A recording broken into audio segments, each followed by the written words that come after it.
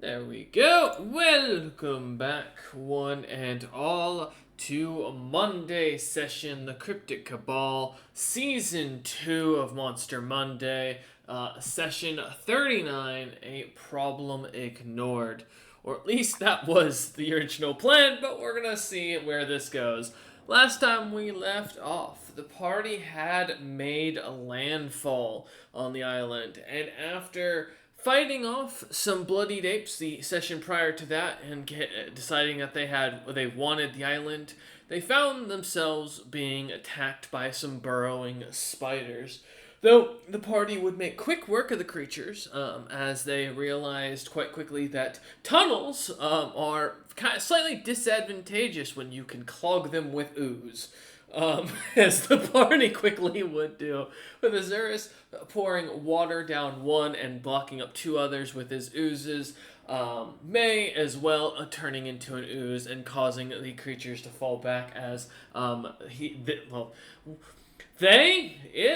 yeah, I think ooze is an it. I don't think they have a gender in that situation. But she was pushed or went over to the hole to also scare away the last few spiders that were coming up the tunnel.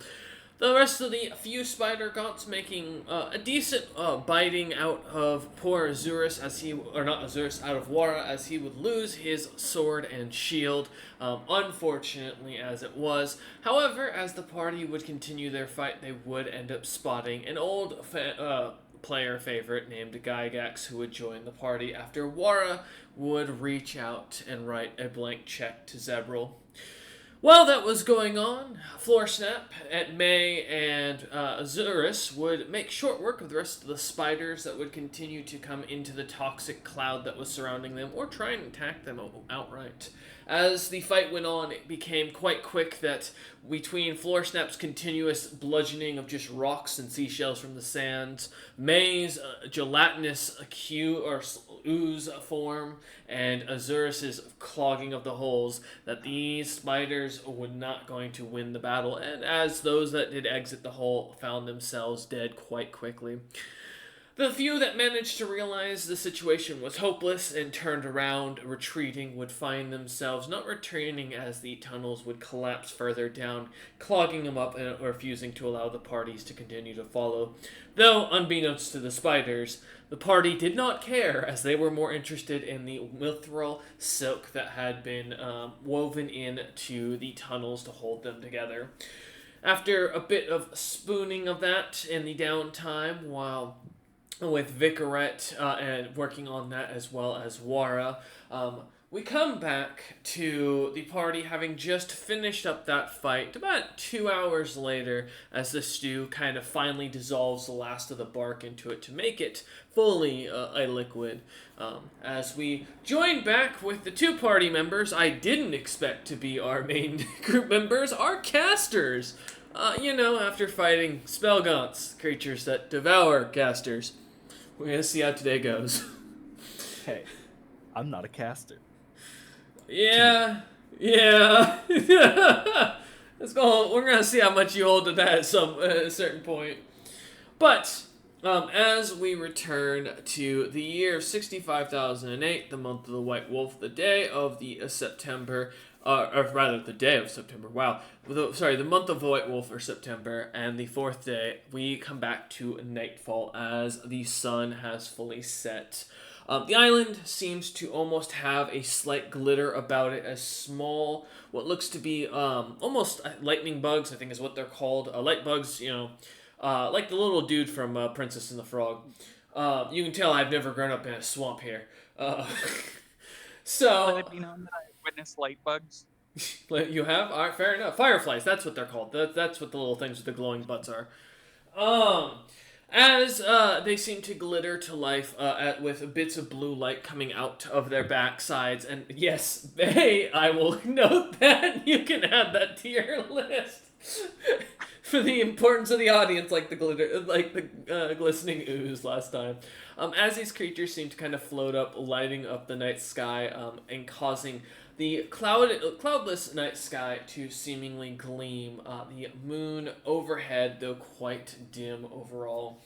As you lot kind of set up camp, the one of the ship or the Red Lady already having been cut up and set into a temporary campy with the help of Vicaret's guidance and the Frost Giants and Trolls muscle. As Captain Azurus and Wara and Crump kind of head in for the night, deciding that the fight was too much, as well as Wara kind of hounding Vicaret as he follows her really everywhere until she finally goes and takes one of the spider's swords and goes heading into the other side of the broken ship and heads into what is the temporary forge. As you begin to hear the chiming and smacking of metal, and the crew kind of beginning to get themselves around the campfire, relaxing and enjoying themselves, you two find yourselves a little bit down the beach, mostly as the rest of the crew seemed quite offended by the smell of your stew, and very little of interest as you lot decide to move further down. So you find yourself now in the night, enjoying the night sky, the cool air coming off of the waves, the very gentle sound of the waves, and even the distant sound of the men laughing. The stew finally comes together as you look down, May, and the final bit of bark dissolves in as you look at this black, tar-like bubbling liquid inside your cauldron. Mm-hmm. Aye.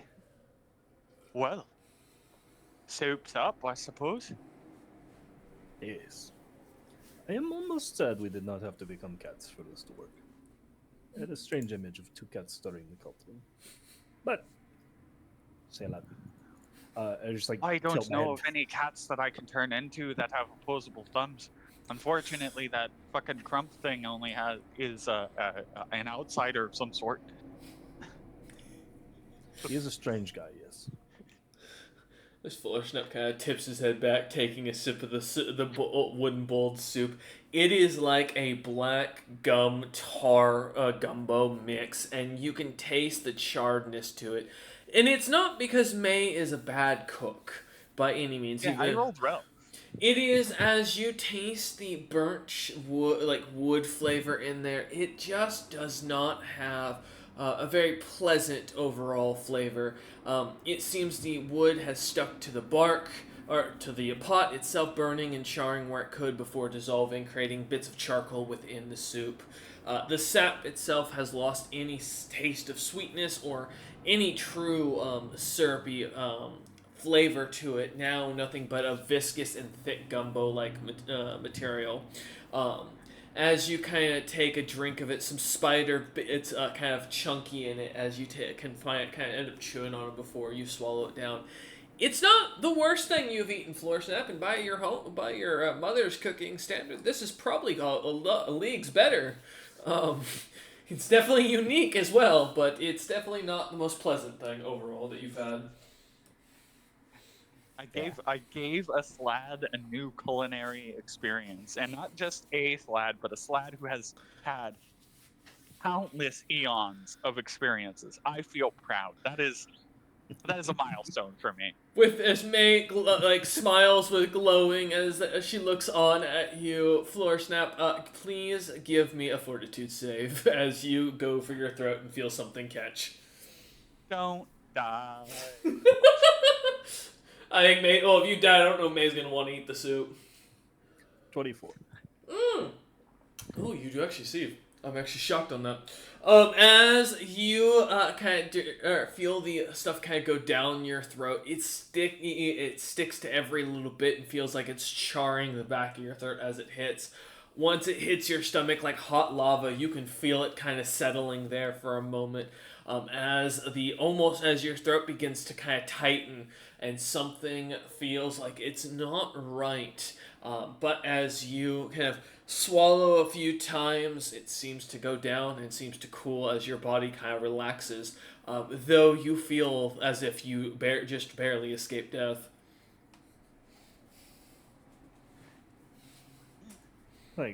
Contemplate it, swish it around in my mouth like a weird, sommelier. It's like, this is a taste.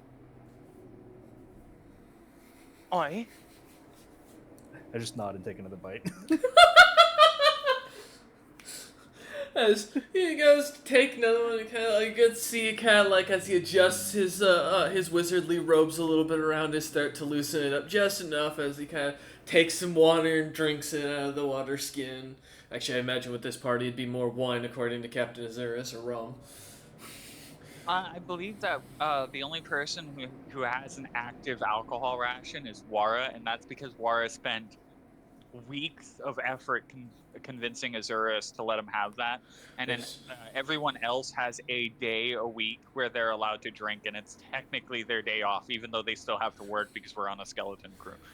I mean, well, this would be the closest thing to you like getting a day off. You've just been told to kind of begin scouting the island from the Captain Azurus' general like speech to you for as a party, not yet to the men, as that will come in the morning.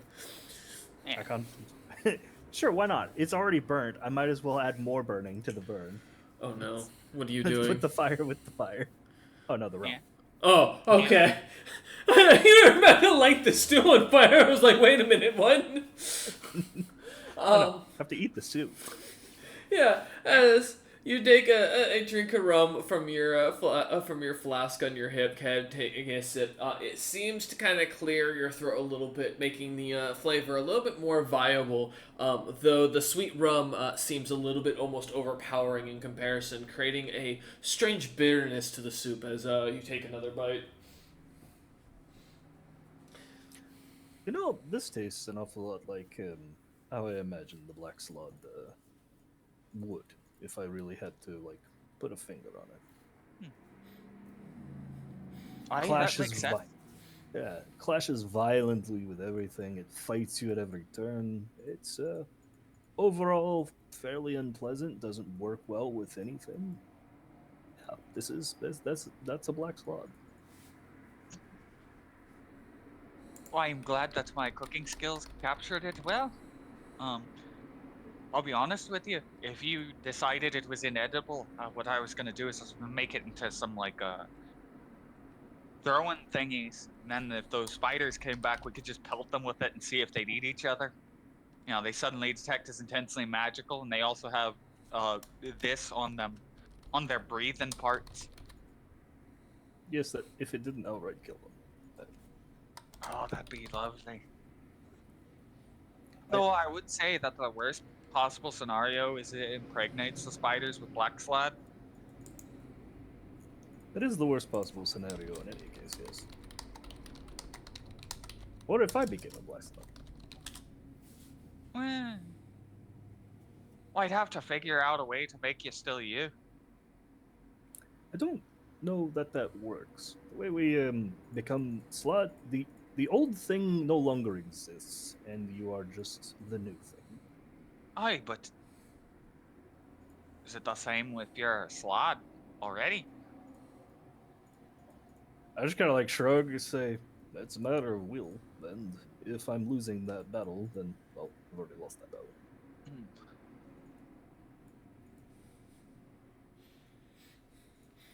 As Well, you- what if I Okay. polymorphed you into, you know, that thing, but like you?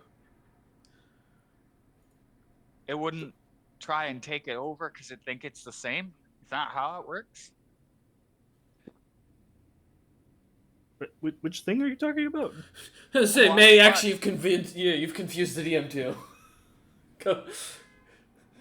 Go Well, ahead. think about it. You know, if you're unwillingly being turned into something, right? Like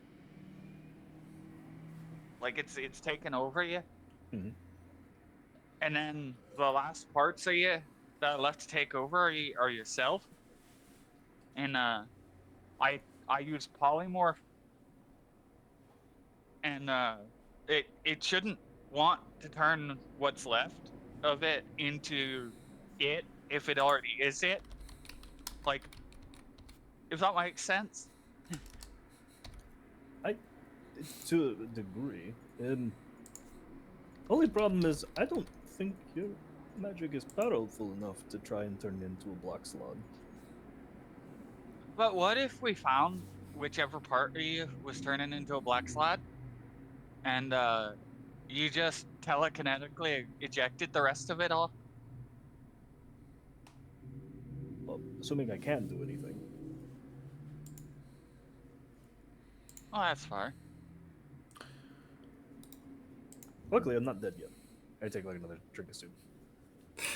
You feel the burn on the back of your throat once more. I'm almost starting to get used to it.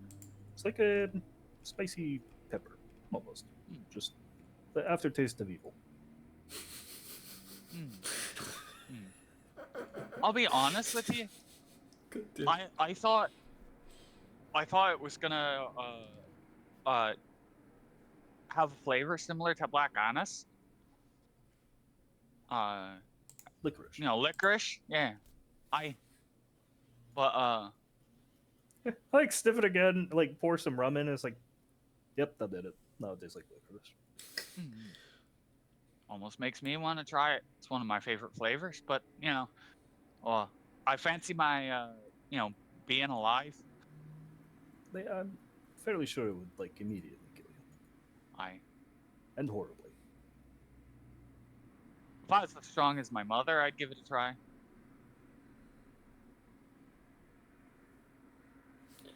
I think for a moment it was like just kind of shrug. It's like, I don't know how that would turn out either. I assume not well. I mean,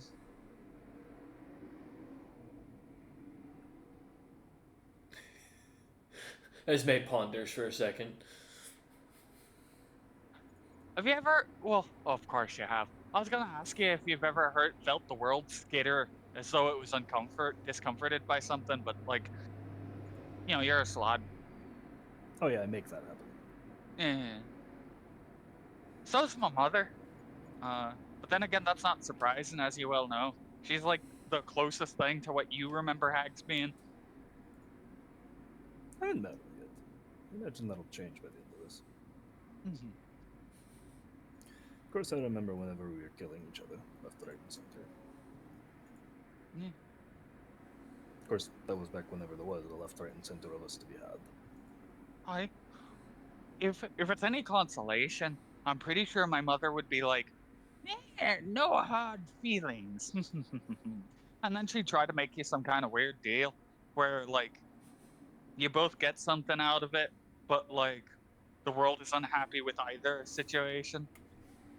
That's what it is.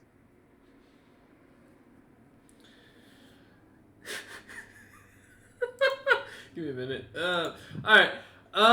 Please, if you would not mind, give me a listen and spot check, both of you.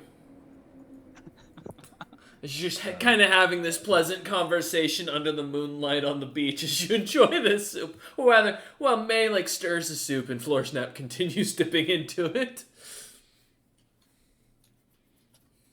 16 spot, 17 listen. Gotcha, perfect. I do have dark vision, so Awesome. That does we all help. do.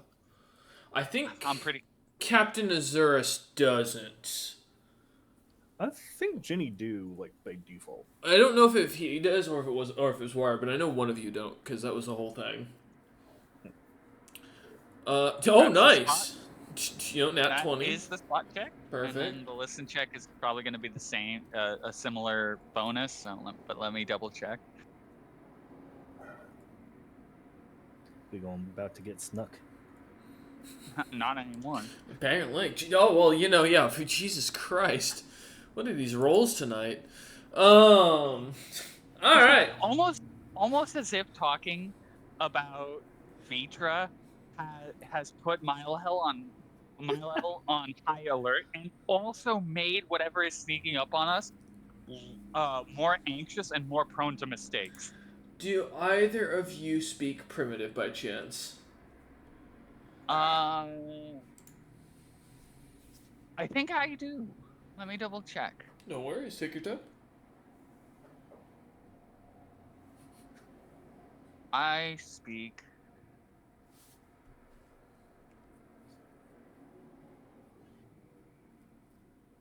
I do not. I speak everything. I speak all of the old languages that aren't turbo, like ridiculously world-shattering magical. Gotcha. So common, giant, hag, draconic, and sylvan. Gotcha. Floorsnap?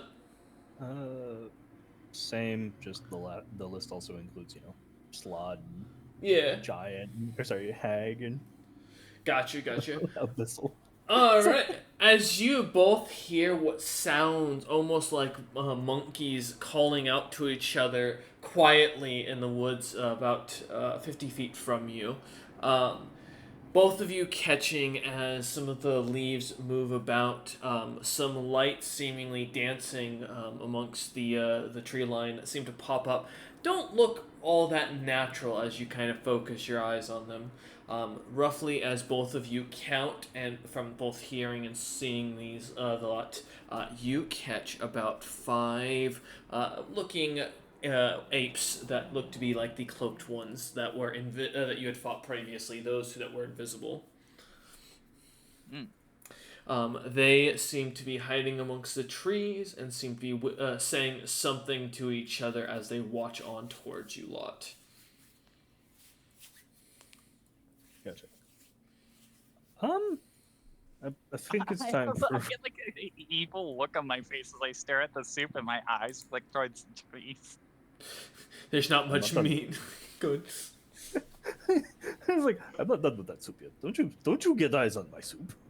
So help me. Why? I was just thinking we could offer them some and see what happens when a biological when like a normal creature eats it.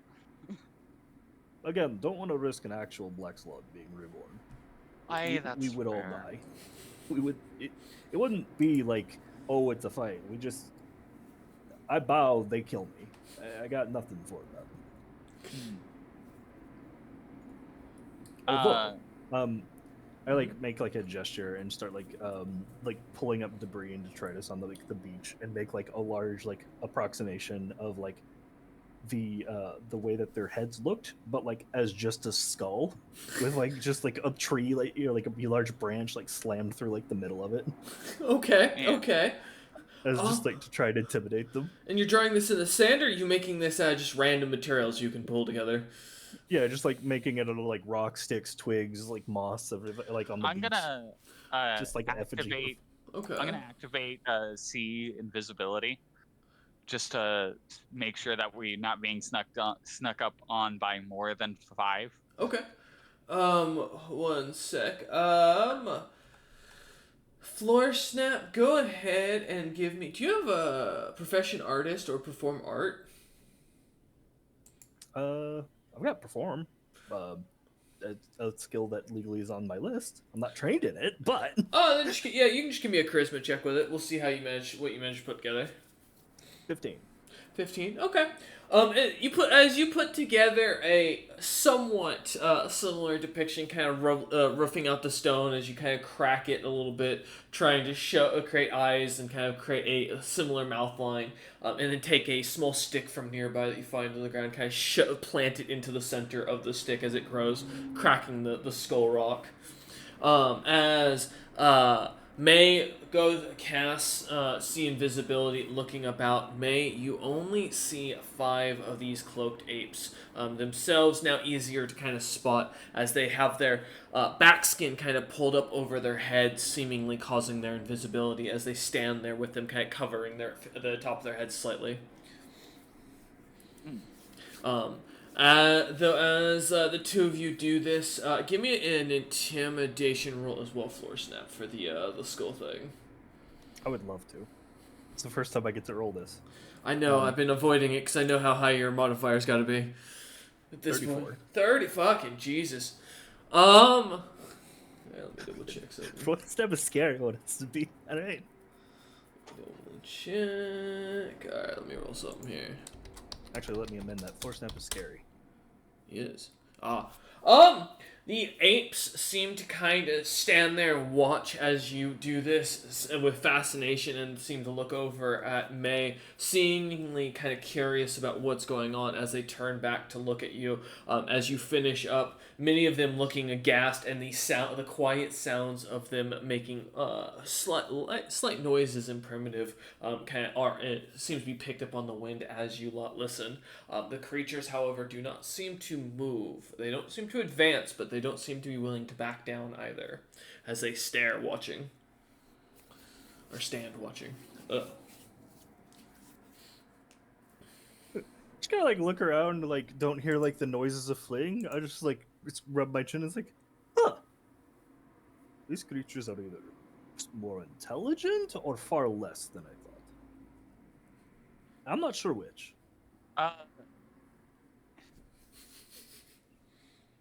Let me look up something real fast. What, cat? Don't do that. May has suddenly found a cat from the sea and is now carrying it around. We call it Sea Cat. It's like a lionfish, but a little more furry. It's just perpetually angry. Yeah. Well, I mean, you would be too if you had spent days in the water swimming and you hated the water. Like, I mean... Like, this creature lives in absolute hell. Yeah. Oh, great! It's Eider's spirit animal. It's May's Crump. She got tired of Crump always following Azurus around and wanted her own. This one's less talkative and annoying. Okay, so that, and I need to pull up this. I'm waiting for you guys to like summon King Kong somehow. In this, and this is what Waro's gonna come back to. You guys are just gonna walk down the beach and be like, "So there's a problem." We used the spell, summon bigger monkey. Yeah, they brought up a big monkey, so we brought out a bigger one, and now we can't get rid of the bigger one. So anyway, May got kidnapped. It's time to go up the mountain and kill a giant ape. Oh god. What was that? I keep not taking tongues on my on Oh. my hags. Yeah, I feel that pain. They have all had the option to take tongues. I just haven't done it. Hey, if it makes you feel any better, my first encounter on Saturday when Chick Hicks ran into him, I realized I didn't have Dwarvish on the guy, and I also didn't have Common or Giant, so I couldn't talk to the party.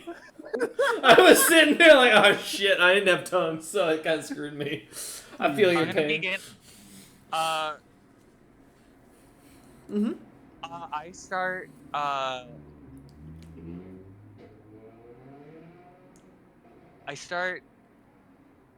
Let me check something. Okay. Sorry, this is. It's alright, you got time, I'm not bothered. Shoot. I'm having a good time. I'm 2 shots in, man. I'm happy. Do you have a plan? Mostly just so I don't interrupt. That's a good point, May. What's the plan? Oh, good. I don't need to share a language with them. Oh no, I don't like that. I'm gonna I burn their begin tongues. muttering. Mm-hmm. I begin muttering and chanting in a rhythmic method, channeling the old hag song that I inherited from my mother, because every hag that I have made from Vitra's line has this ability. I'm going to use the song ability, and I'm going to begin to try and affect the minds of these creatures. Because it's racial, it's just like I mean, the DC is pretty low. It's only a DC 17 will. But I'm going to suggest that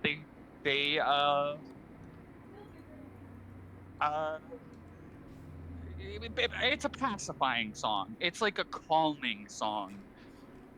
And I don't know if I have the ability to select who is affected by it, but I can only pick. I'm pretty sure I can only do 3 targets anyways because of my level. Let me double check. So, I'm trying to remember what song we're talking about. Yes, it's I the remember. Bard song ability as a racial with infinite. Yeah, the uses, captivating as long as I'm not voice. in combat. Yeah. Okay. Fascinating, inspiring, confidence, suggestion to those. So you'd have it. It'd be basically. It'd work the same as bardic music in actual, which I think is like what 2 charges or something like that. Like a bard, however, a fairy can sing. Oh, as often as it likes. Okay, so it's just you can sing. I'd assume it's a one and done if they succeed. Yeah, if they succeed, it doesn't they're Okay. into it for 24 hours, so it doesn't really matter. I am cool with that. Yeah. Let's see. So that'll be a will save, I assume, because it's based on. Yeah. All right. Cool. And it doesn't count as a hostile action because I'm just singing at him. Bard shit. Aggressively singing at the enemy. Alright, let me do our 5d20 plus 2. I think this will be the first time Floor Snap has seen May. Sing. Yeah. May, do you have a preferred song or like something or folklore song you're gonna use as an example here? Cut Cut you off guard there. I think because of the nature of what May is doing, Mm-hmm. It's more of like old hag guttural chanting, so like less More throat singing? yeah, more like Like the Celtic or Pictish chanting rather than actual song. Oh, the druidic, the druidic music. Oh yeah, the heavy beats, Yeah. drums, the deep voice thing that's just like continuous or vibrations from their throat. Yeah, it's like the Mongolian throat singing. It's terrifying. It's also cool to hear. Yeah. All right, cool. Yeah. But it's slower. Instead of it being like I'm gonna scare the fuck out of these guys, I want them to be like.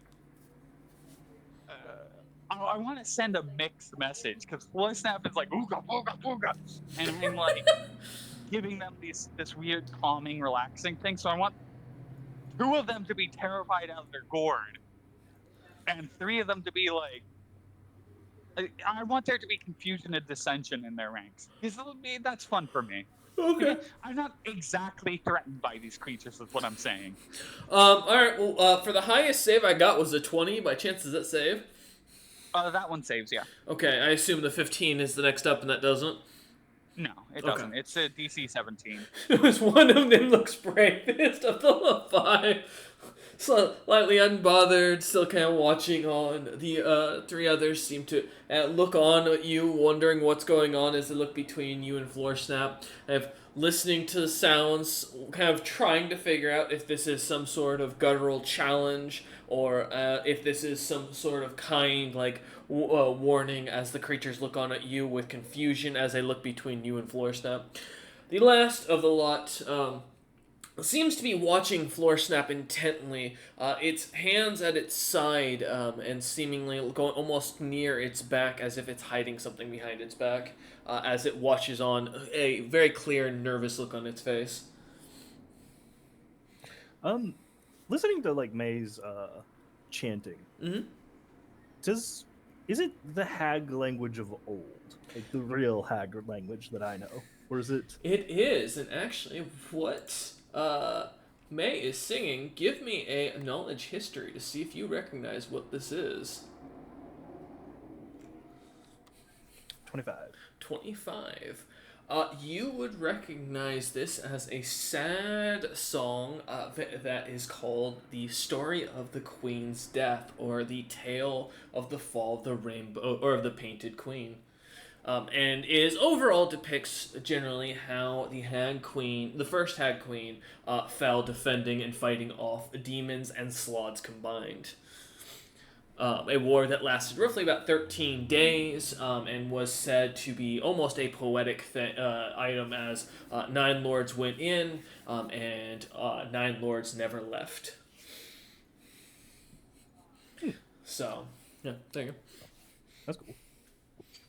There's like kind of like stroked my wizardly beard, like nod along to like the song. I imagine if these slatty trees were from that era, they would be singing along. But because they're little fucking younglings who died before their time, they can't do it. Weaklings. Nerds. May's internal monologue. Go ahead, yeah. Floor Snap. So, note like because like the 3 like the triad races of like the Clouded Age, like their language seems to have adopted a lot more power outside of the Clouded Age than it necessarily had it in it. Yes, correct. Does the hag language have like the same thing going on? Yes and no. You can tell there is magic coming from the song and from May's voice. Definitely, as even though the apes are still invisible to you, you can see the slight figures of their dancing lights that seem to kind of be near. Many of their palms seem to kind of depict them. It seems that it is charming the creatures almost into a calmness that is unnatural given the threat you just kind of put to them. So it does seem to have power, just not. We're not talking a reality ending similar to the abyssal that you're familiar with, or God forbid if you try to speak Slod, given what you've seen in your experience so far. So Yeah, they get warned against using slot on the island for some reason that I don't know yet.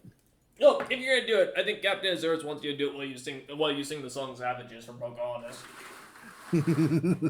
Savages. Yeah, as you like kill everything on it. Yeah.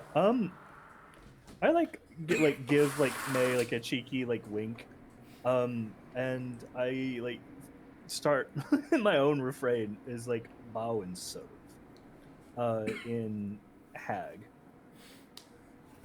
Ooh. Oh, let me see something real quick. Let me roll something. Well, that's not good. Let me double check, because I only know a few of the basic stat modifiers off the top of my head, and when you get below 10, there's a certain point where I stop remembering, oh, that's a -4. Ooh, that's going to be fun. -4 is Yeah. Oh, no, I was looking up what their intent... I have their int score. I was just looking up what the modifier was. As you say this in Ancient Hag, kind of almost singing it similarly to May. To May, it sounds almost identical to the like deep thrumming singing that she was just doing a moment ago. As you say this, you see a few of the apes, or about 3 of them, begin to bow their heads. Their bodies becoming visible as the see invisibility break. Or sorry, not see invisibility. Rather, as the greater invisibility on them breaks. 2, however, still remain invisible as they stay watching. One seemingly keeping its hand still slightly behind its back, while the other looks on with both terror and worry between now all 3 of of Floorsnap, May, and his bowing friends. Seeing 3 of them bow and serve, bow their heads. I'm gonna point at the middlemost one of the 3 that are bowing their heads, Uh-huh. and I'm going to begin singing it to come to me. Do you have Perform Oratory by chance? Or is it no, sing? but it is also a feature. It is also a feature of the song. No, that's fair. Use suggestion. Well, no, I was just curious. I was gonna have you do. If you don't have Perform Sing, just give me a charisma check. I want to see how beautiful this comes off if the crew kind of hears this in the background listening. Okay. Not to have an effect against them, just as they would be hearing it in the distance for the idea. Yeah.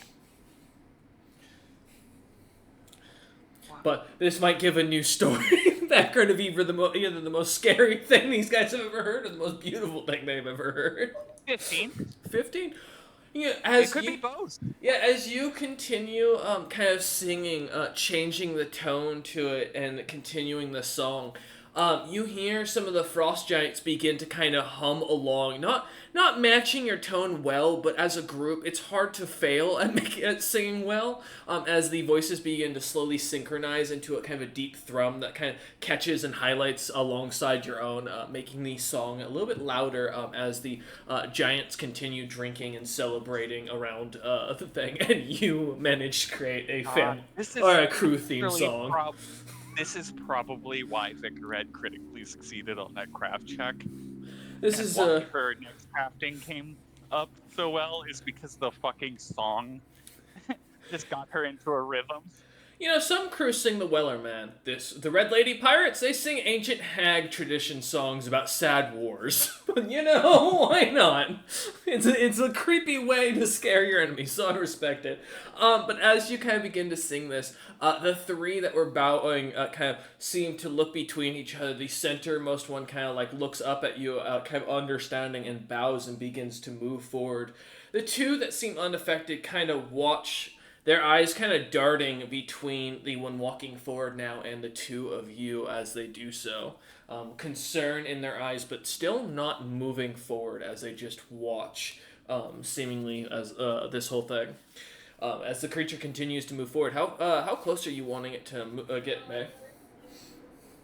Uh, until it's within arm's length, and then I'm going to hand it I'm gonna pull out from my handy haversack the bone of God, what was the last thing that we fought that was Bony? reasonably sized and bony? Mountain giant, bog giants, fog giants. The last thing we fought frost was giants, the blood apes. And blood I don't think we apes. necessarily want to hand them like their cousins' bones. You did No, see no. the blood apes come in with the cloaked apes, so yeah. Spider. I want Oh, to- the sword spiders, the jungle spider legs. Good. I'm gonna hand it which was the smaller of the two between the bog giants and the fog giants? Bog giants are relatively much smaller. They're like, because they're like troll-like in a sense. I think they're large, just barely by category. Okay, I will pull out a bog giant skull that has ritual carvings and decorations and like feathers and witchy bullshit carved into it, and I will bear with both hands, with the skull facing me, so that way it's not terrifying to the little guy. Hand it to him, and then tell him to show it to his friends using suggestion.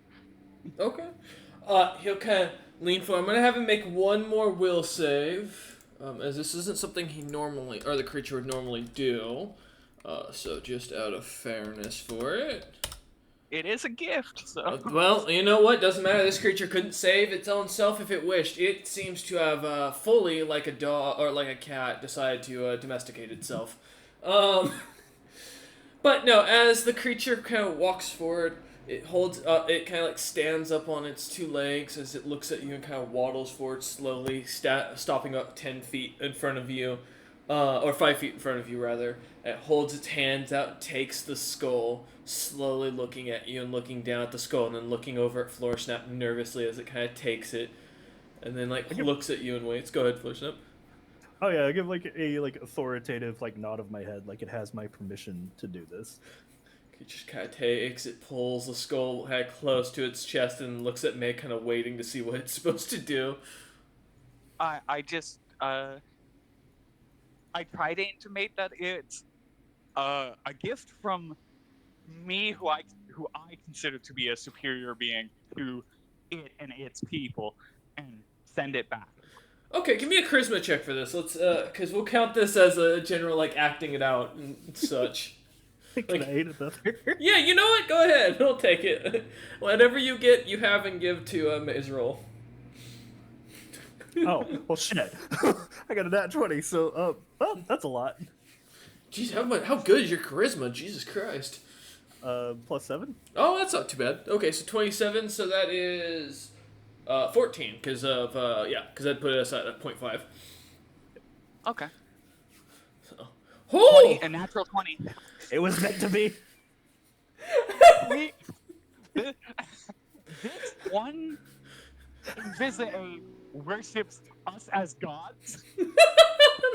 As you kind of like act this thing out, kind of moving your hands, kind of trying to make, kind of making little shadow puppets and little fire, as you explain to this creature, basically that you are a god gifting it its life and a great holy artifact, as it seems to kind of somehow comprehend this and kind of starts to waddle slowly back, not turning its back to you as it backs up, and then kind of begins to put the skull under one arm as it leans down kind of onto its knuckle and begins to walk back towards the others, as it shows it. The two skeptical and nervous types kind of look on at it and look on at you lot as they seem to begin kind of making noise amongst each other. And it kind of seemed to come together as a group, as they seem to make noise and seem to kind of like pass around the skull, poking at it and like seemingly looking at one another and speaking this strange language. After a few moments of this, the one that you handed the skull kind of looks over at you and kind of like bows slowly and then turns and starts like walking back into the forest with the skull and the others. As the creatures slowly disappear into the shadows of the forest, vanishing, leaving you lot there. That was fun. I'm sure there's not going to be any dire repercussions to this at all. Well, of course not. Well, they're gods now. Aye. Also, hey, May and Floorsnap, both of you give me wisdom checks, please.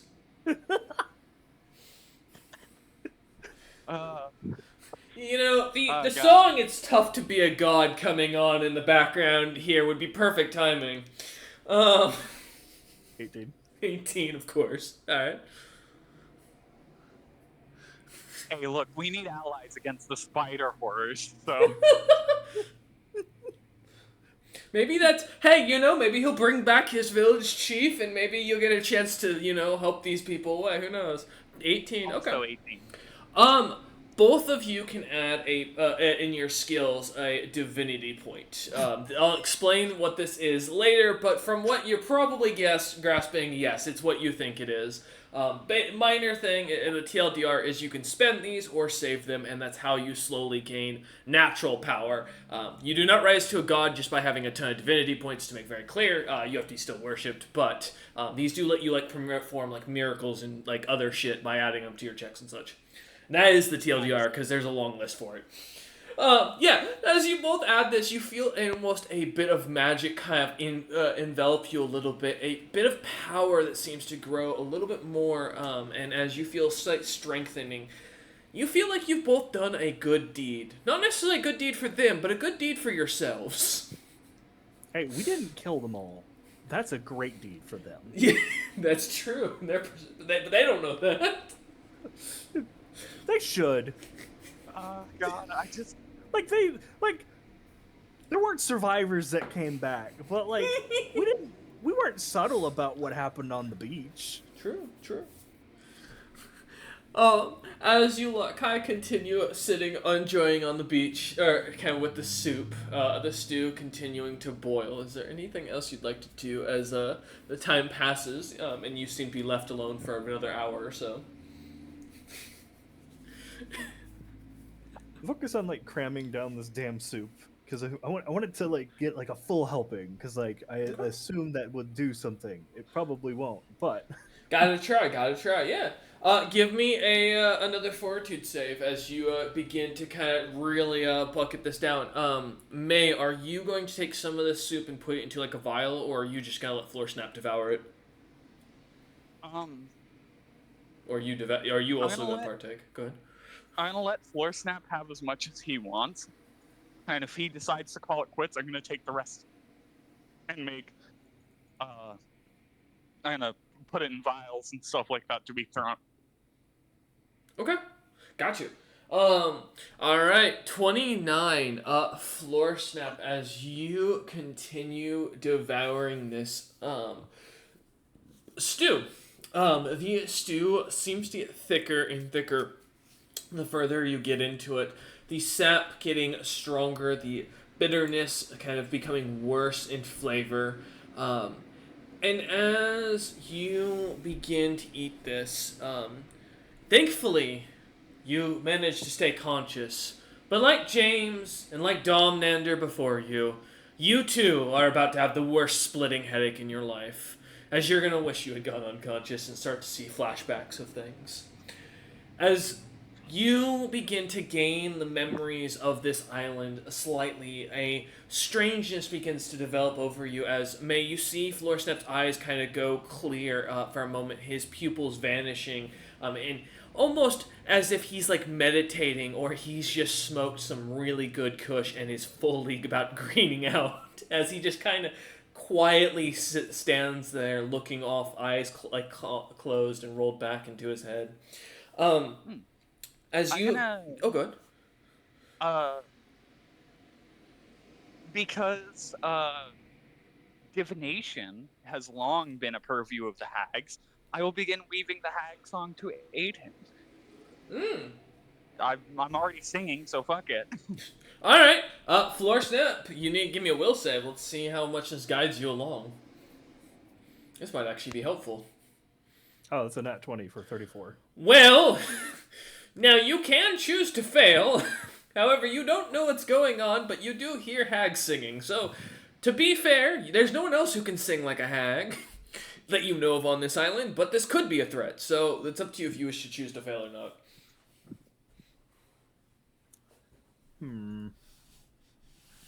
What? I guess it would depend on, like, can I hear what the actual, like, singing is, like the words that are being spoken? Or there's, like, somewhere that I can't. No, you'd be able to interpret. It sounds like the same song that you had heard earlier. Yeah, it's a soothing song. It's Yeah. just the cadence would be altered to instead of addressing unknown audience, it'd be more familiar audience. So I'm pretty sure that's the only two like cadences that hags would have, because I'm pretty sure ancient hags didn't have enemies, friends. It was like, I know you or I don't know you. Pretty much. I mean, when you're in an island full of demons, you know, you don't really like to make friends with those people. Yeah. Yeah. I'll let it. Okay. Why not? All right. As you begin to dream, you suddenly find yourself as a small black slod. Your dream halfway complete. As you look at your scales, looking down, admiring your beautiful body, feeling the immense magic coursing through your body, a urge to kill and destroy kind of at the back of your mind that just feels like the dopamine you missed. As you look about, seeing others of your own kind walking about this beach, what looks to be a vast jungle that's filled with the trees themselves, but now what looks to be small huts, a large wooden castle. Oh, sorry, someone's beeping like no other. I was just making sure it was a car accident. A large, what looks to be almost wooden fort at the center of it. What looks to be different black slots walking about, them all carrying the same banner, a simple black frog handprint. Do frogs have Track? hands? Huh? Track. Like Yeah, that works. Let's go with that. Thank you. A black frog track on what looks to be a simple white and yellow background. As you kind of sit there looking down at the warm sand beneath your feet, a small castle formed as you play with some magic, forming the sand into little soldiers that are slaying each other for your amusement. As you kind of watch this, a couple of the other younger slots seemingly looking about as they all watch and play on the water. As you suddenly begin to see what looks off in the distance, a massive fleet of black wooden ships with black silk sails and the mark of a bright blue and yellow spider in the distance coming towards your shores. A storm brewing behind them, as if the Fire Nation was about to invade your island. To give you a real good perspective here. All pointed armor and all, as the edginess is truly accurate, but a little bit more primitive as these creatures come bearing what looks to be dragon bone weapons, hides made of abominations and creatures of ancient power. As you watch on, seeing individuals of what look to be reddish fur rushing onto the battlefield, many of them with red eyes charging in. What looks to be 7 distinct boats kind of standing as individuals stand on them in the distance, though too far for you to make out as these demons begin to invade and slaughter. The odds almost 1,000 to 1, and the black slods are devouring and destroying with ease. As the first wave of boats land and manage to find themselves decimated with only one of your clan wiped out. You feel pride as you find yourself kind of ushered to the back to the little fort where a few old elder slots are planning to make a last stand. Those who've lost their magic or who have been waning for years and weakening due to lack of feeding or ability to fight. As you sit there watching now from a portcullis? Yes, I think that's how you. Yes, that's the word. Looking through and seeing the demons continuing to come and invade, ship after ship continues pushing as more go and invade. Eventually, your own people finding themselves cut down one after another. Though not all are slain as you watch as they slowly begin to grab and try to chain them down. This strange bluish metal that you recognize immediately as now, okay, to break immersion, because this name is pending, because I don't want to get caught for trademark later. It is called River Iron. Um, and for your just a little quick knowledge, for your own note, Floor Snap, you would know this as metal that is specifically made at the deepest depths of the ocean itself, with the amount of pressure they would have from down there. Otherwise, it cannot be made on the surface from the way they have to use the tides to literally hammer it together. But as you see these glimmering blue handcuff or cuffs being put around many of them, the Slotty's magic being seemingly zapped from them, what looks to be small spider gaunts or spell gaunts coming off the ship, biting the Slons as they're being cuffed and taken onto the ship. They seem to collapse as they're chained and put away. Eventually, the demons seem to push through, fighting through the fort. Even the eldest of the Slods amongst you, those amongst the weakest and smallest of the Black Slods, seem to take out 20 of the demons before they can manage to get through the doors. While you watch on with impressiveness, suddenly you feel a blade in your back as you look down and see one come through your stomach. Looking up as you see a familiar face of the same fellow that your captain made a deal with. The red-eyed and pale-faced individual with his red hair. That's Jakix.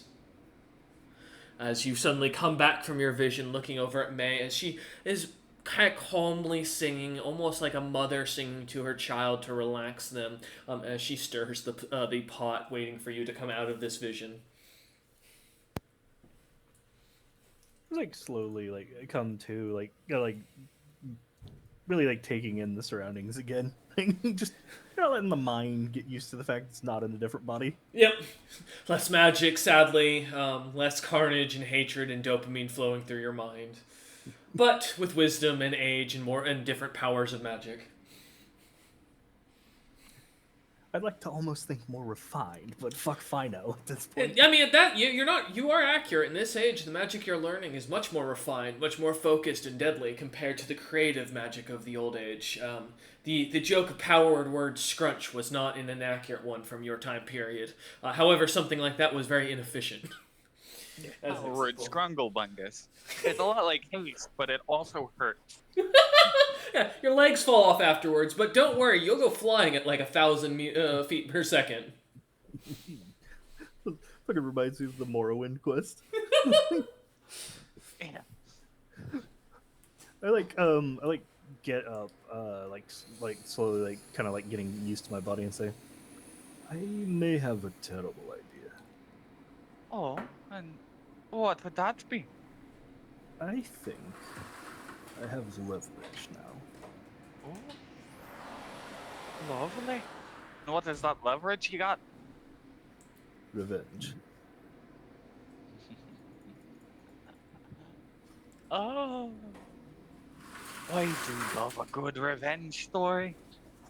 I just kind of like nod, and just like start walking towards the tree that we harvested the bark from. Yeah, as you head back kind of towards the camp, as it kind of sits behind where Captain Azurus has set his little headquarters up, temporary headquarters, until you all build the island off the island. As you kind of head over. Yes, go ahead. Before you go,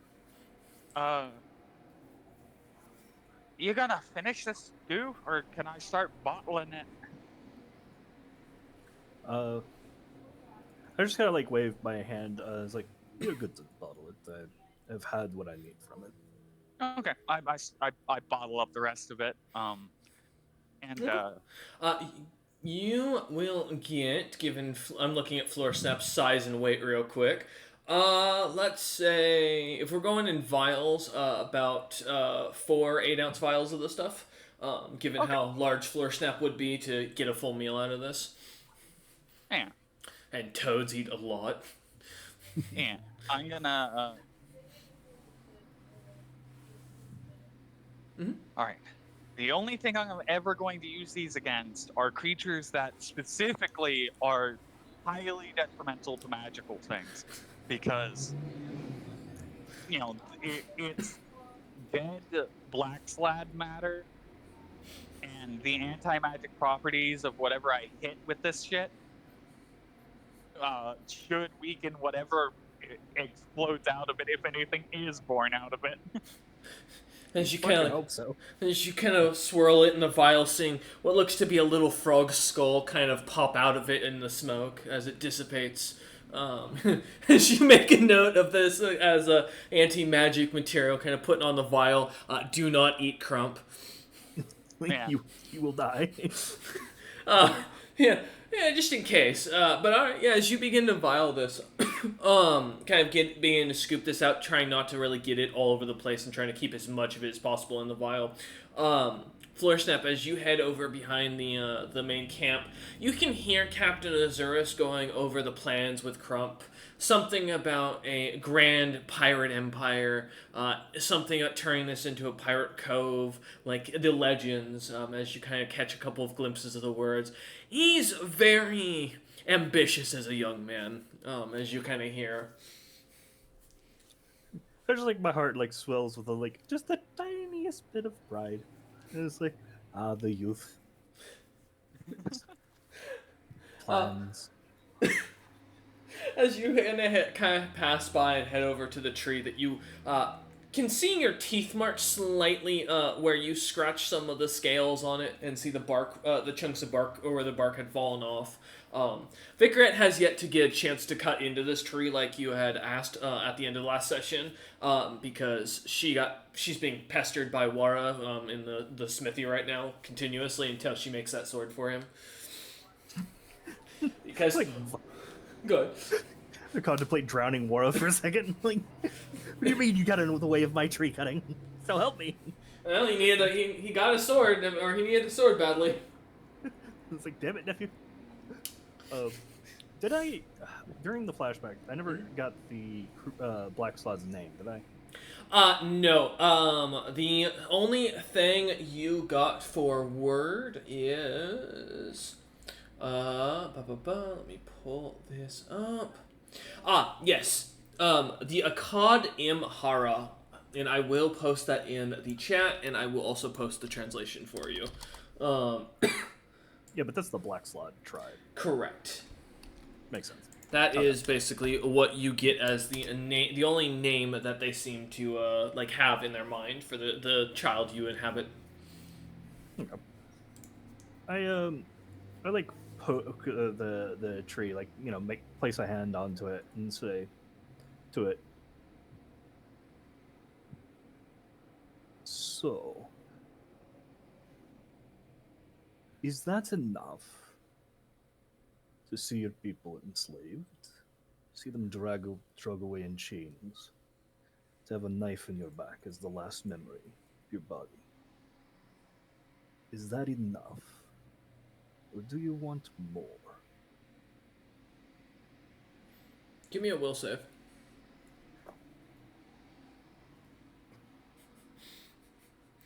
Oh, nat 20 again for 34. What the fuck, World Anvil? Nice. Oh my god. Yeah, I was gonna say I've got my live dice lock here too. Holy shit! I didn't know you were rolling there. All right, works for me. Congrats on that. As you feel the vision take over once more, you find yourself as the same child that you were a moment ago. A hole now in your chest as you kind of grasp at it, pulling yourself away through the dirt in the forest.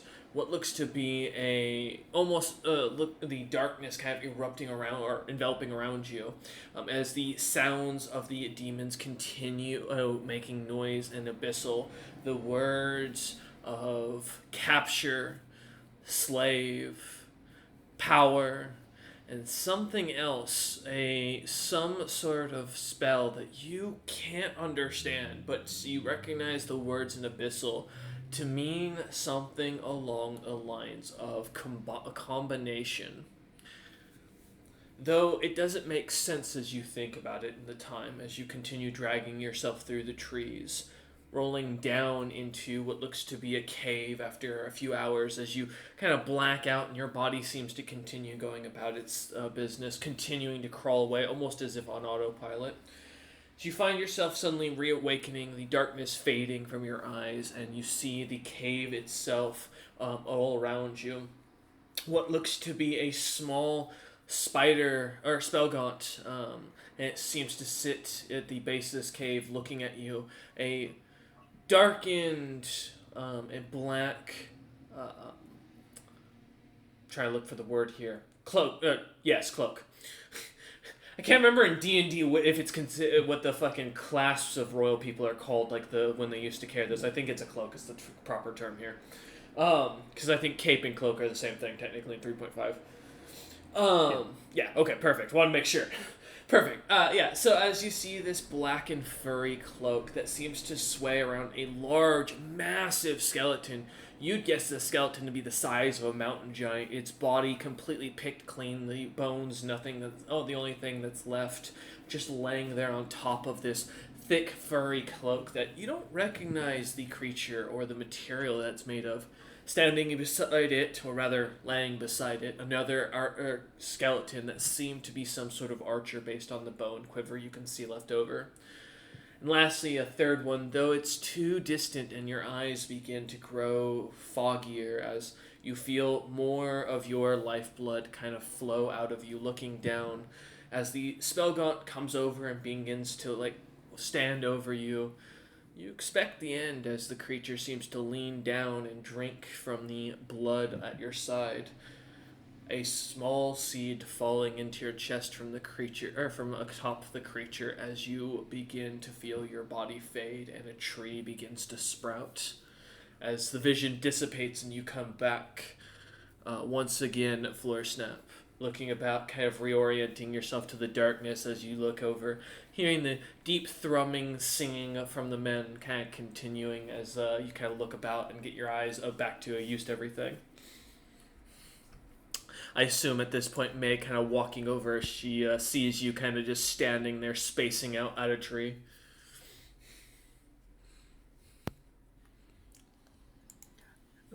Come back to it, and I just kind of nod grimly to the tree and say, I want your tribe's power, but I will help you avenge them. The one you saw, the one with the red eyes, he still walks the planet. Our people are still enslaved, I hear. You want freedom for them. You want revenge. You want to hear them curse our names again. You all begin to hear the sounds of a faint singing on the wind as you begin to hear the strange thrums of the ancient Slotty language on the winds, as if a croaking frog kind of ribbiting in the background. It's almost beautiful in the sound of it. Seems like simple nature. Though to you and to most of the giants, it now sounds like this forest is just filled with 1,000 bullfrogs all croaking at once. As the music and the harmonious tune to it seems to almost become quite loud but yet soft at the same time, boisterous yet calm as it continues. The sound though growing faint, as if the power or the trees themselves lose and drain on the daily, growing weaker as the voices go fainter and the wind dissipates. Some of the giants in the background, you hear one of them in common go, "All right, who ate the beans?"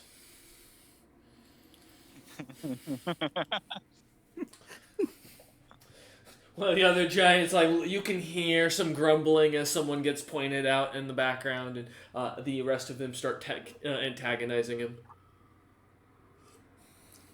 I was like, just kind of like just chuckle inwardly, like that guy's gonna get his fucking shit rocked for like the next 7 like months on the ship.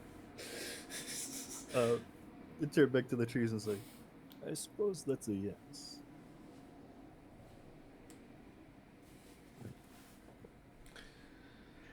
The island stays silent.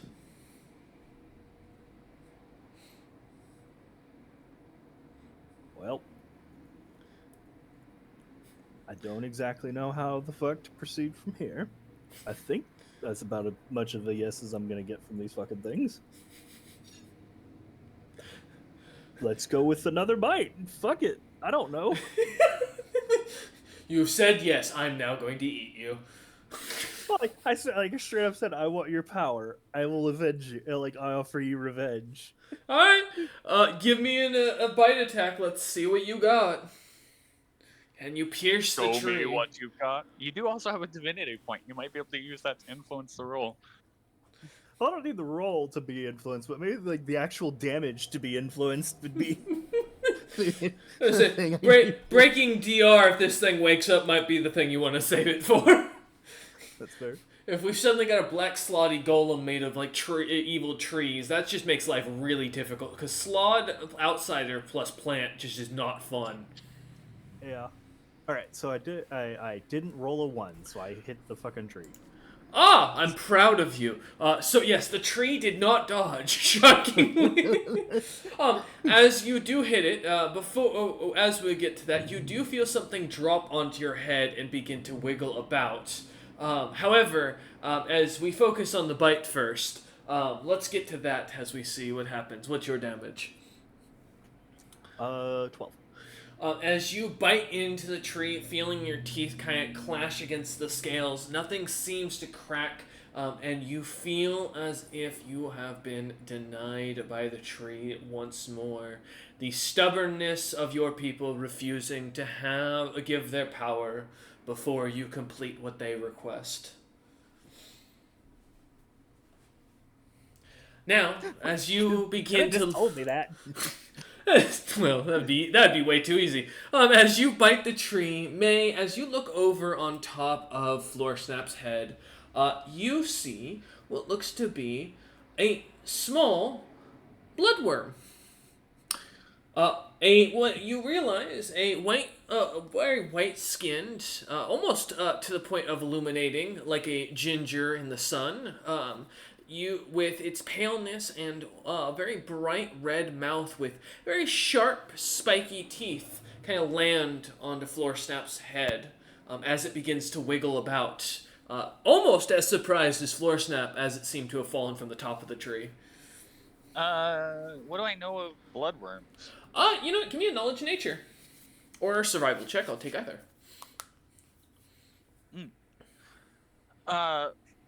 For the viewers at home, please note I've witnessed a bloodworm. God damn it. Is your list just gonna be... Am I gonna get a list later of just all the creatures you can turn into because of this?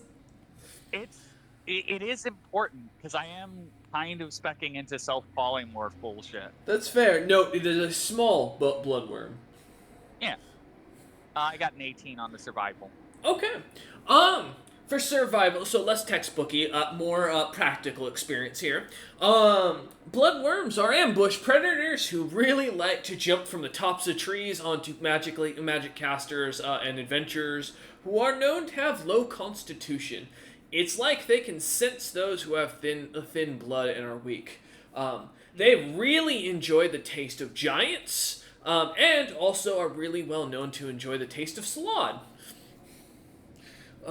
They also, for your own note and your own experience, typically don't travel or aren't usually alone, but are ambush predators, so they'll usually all together fall or jump. Usually meaning there's like 2 to 5 of these creatures.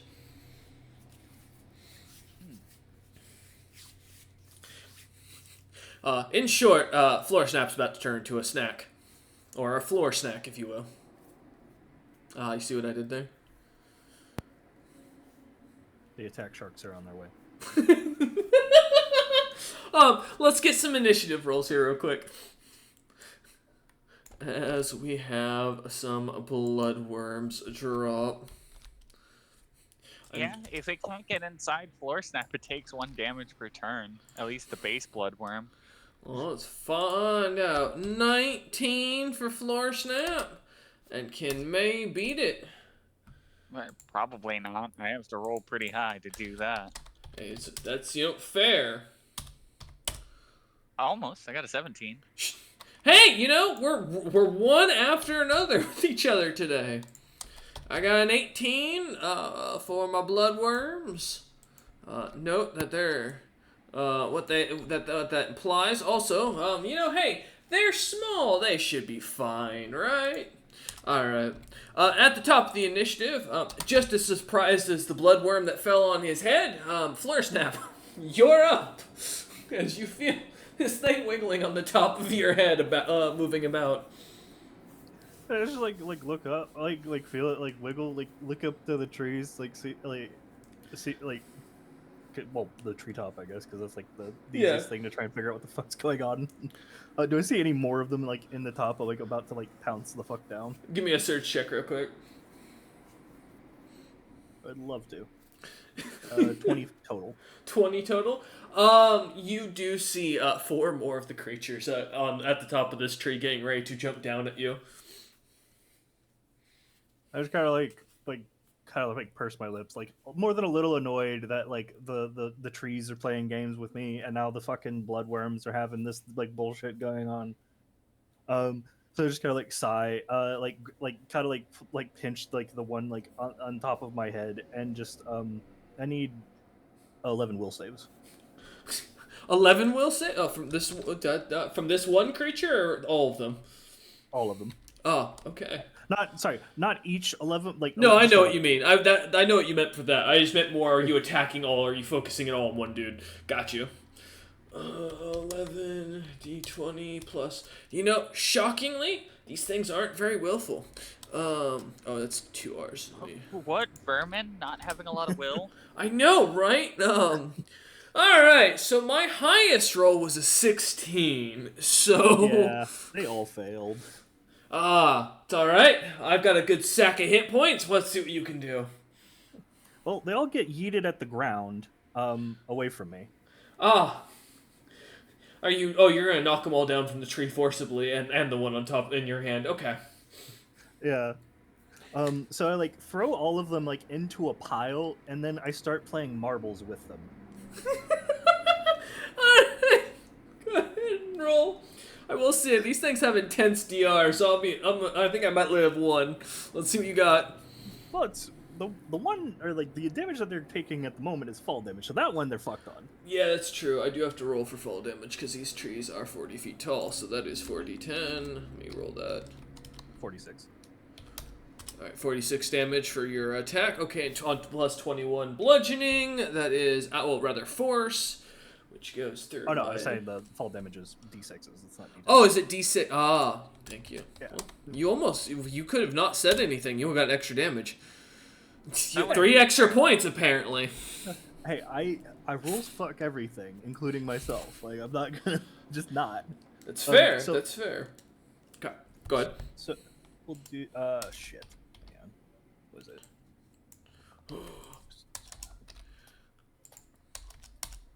Six. And this is telekinesis, right? It is. So I'm just doing the amount of falling damage that they're gonna do, because they would take a d6 of falling damage for being impacted into a surface whenever the telekinesis picks them up and throws them. Mm-hmm. And one of them's getting 3 hits, the others are getting the 2. Okay. So here's the fall damage for 3 of them, and then the last one takes 10 falling damage. The last one is overcome. Okay. Well, it's all the falling damage, so it's still the DR bypass nonsense. Wait, how do you figure? Because it's just a 4d6 for falling. That's all you take. So, you don't take extra. The way that telekinesis works, if you hurl something against a hard surface, it takes as if it had fallen a d or 10 feet and takes a d6 of falling damage. There's just like is a flat like non-scaling amount. It's like if I throw something even at like something that's like a mile away, it still takes just the 1d6 of falling damage.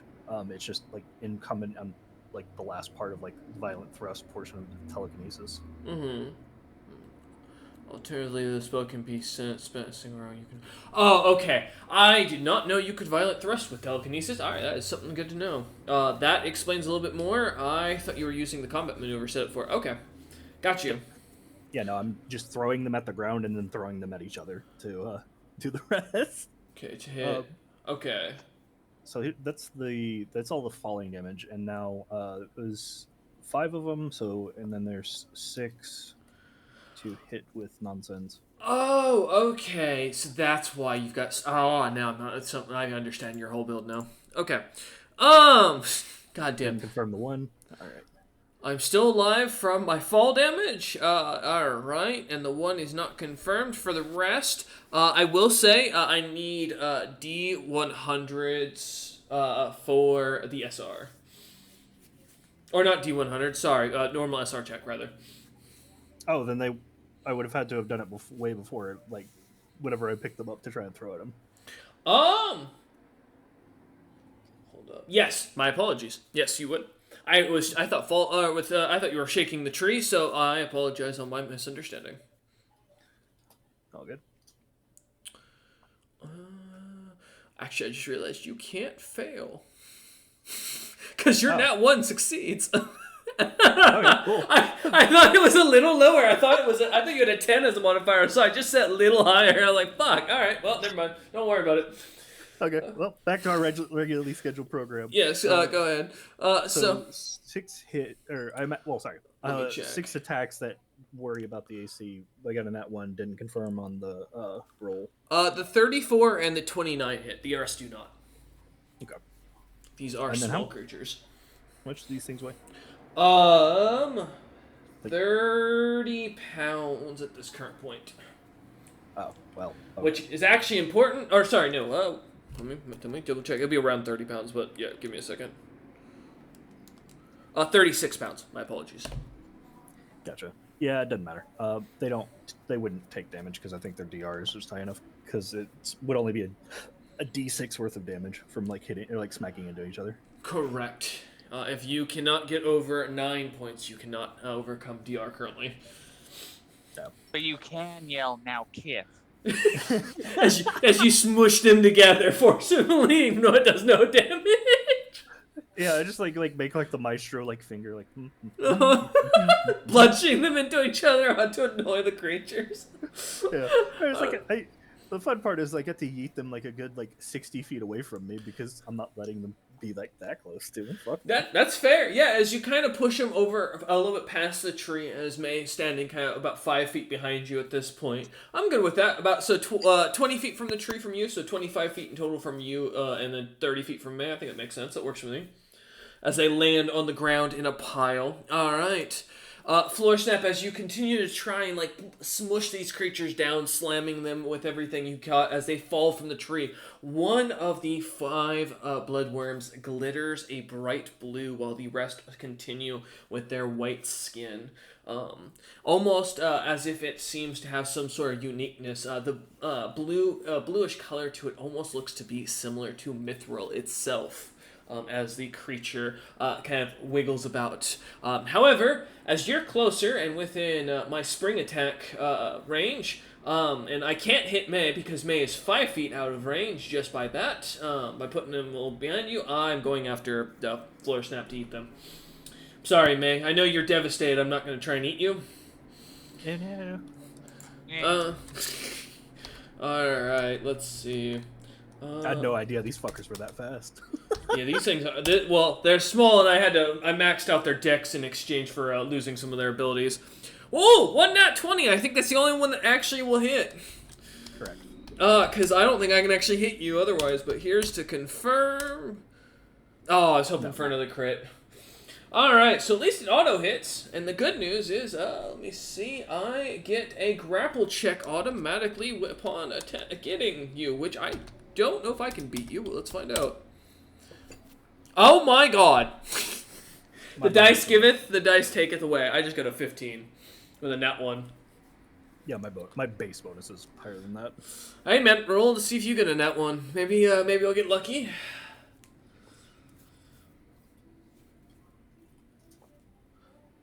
God damn it. Oh, it doesn't like you tonight. There you go. Ah, it popped up. Oh, thank you. Thank you. It doesn't. My bonus still beats you. Hey, 2 nat 1s means we roll again. That's because that means 2 auto failures. I don't know. I don't play it by the total at that point. So man, it gives me a chance here. If I roll another nat 1 though, I'm gonna cry.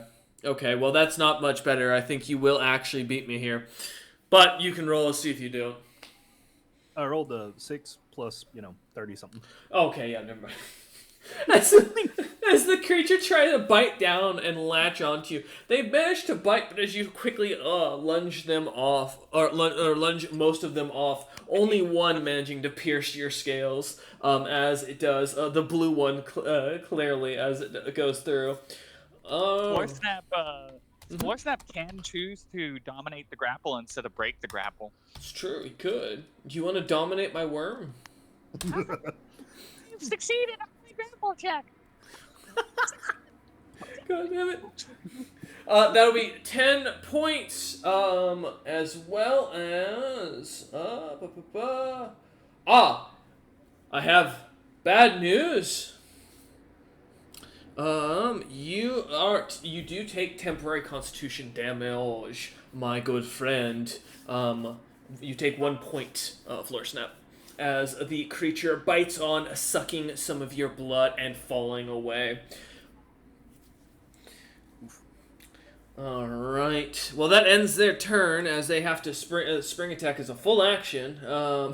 So, as they pop back, kind of away from you, back to where they were standing, and look at you, the one glowing slightly blue, with its skin glittering, seems to, with its blood on its mouth, seems to be the most ferocious, slightly creating this weird and creepy, wet, roaring sound towards you. Yeah, I just have it in my hand, holding onto it after the failed grapple. Oh, you gonna keep it like a pet? All right. And I was like, no, not again. All right. May, you are up as the creatures end their turn.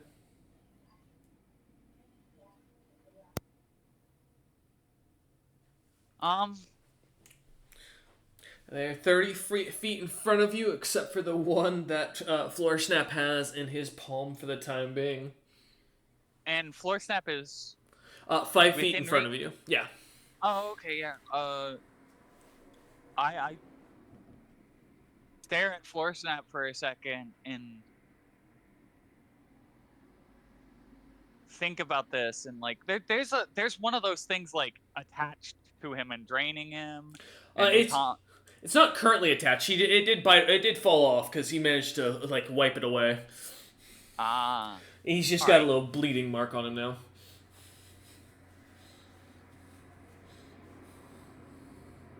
I just say to Floor Snap as a free action, ooze. Reaching out to poke him. Yeah, go ahead. You can eat those, and I motion to the anemic white ones on the ground. It's and I hold up this one. This one might be interesting. Alrighty. I'm gonna fly above the bloodworm swarm and then turn into a gelatinous cube and fall on them. Damn you! I can't make this reflex save easily because I know it's a 13, but I only got a +1. Alright, let's see. It's more than a 13 because I have levels. Oh, that's true. Alright, let's see what I get. It is, for me, it's 2 plus 2 is 4. Don't worry about it. You got a nat 20. I got 1 nat 20 and the rest are below 13, so... It hurts. Oh, okay. Yeah, as you kind of flutter over them and drop down, or turn into the ooze as a little cloud of smoke comes out just for the show, as little cinders expand out, this grayish smoke puffing away, dropping down on them, as 3 of them get engulfed by you, almost immediately getting dissolved into the acid, as one manages to just be on the very edge, backing itself up enough as it voids being singed. Yeah, I no longer smell like I have blood, so... It's true. You're also going to be dissolving its friends inside of your body in front of it, which is a terrifying perspective for any creature. Alright, May, is there anything else you can do, or is that end your turn? Because that's 30 feet of flight, in theory, if you're just going at a direct angle, and then just polymorph, which would be your spell, so it's your action. Any swift or immediate? Figure in case you're trying to, you've got something special or cooked up that's gonna, like, turn your ooze into, like, give it cinder eyes and destroy this poor creature. Sadly, I don't have quicken supernatural ability yet, so... Yet. I didn't know that was a thing. Thank you. I will keep that in mind for later. Alright. It is. Perfect. As you kind of make a blubbering sound, the ooze, as it kind of devours the creatures, letting the carbon dioxide and oxygen of the creatures kind of expel out as the ooze continues to dissolve the creatures in front of it. Alright. Hold on a second. Yeah, no worries. Oh no. I have bad news. Yes.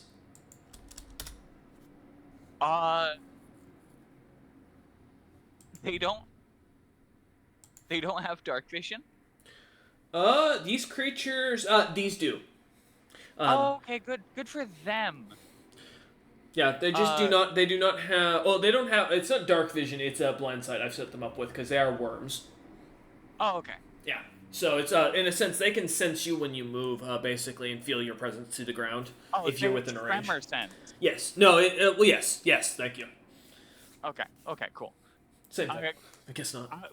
Well, it's not, because tremor sense is, you have to be connected to the ground. Blind sense is different. Let me double check. But if there was a chance that they didn't see me, so it would just see its friends die suddenly. Because fucking gelatinous cubes have the camouflage. Oh, no, it is blind sight. No, this creature does. It is not tremor sense. I do apologize. I explained. Cool. I just misexplained it. Okay, it's fine. Because I've got my notes here to make sure. Yep.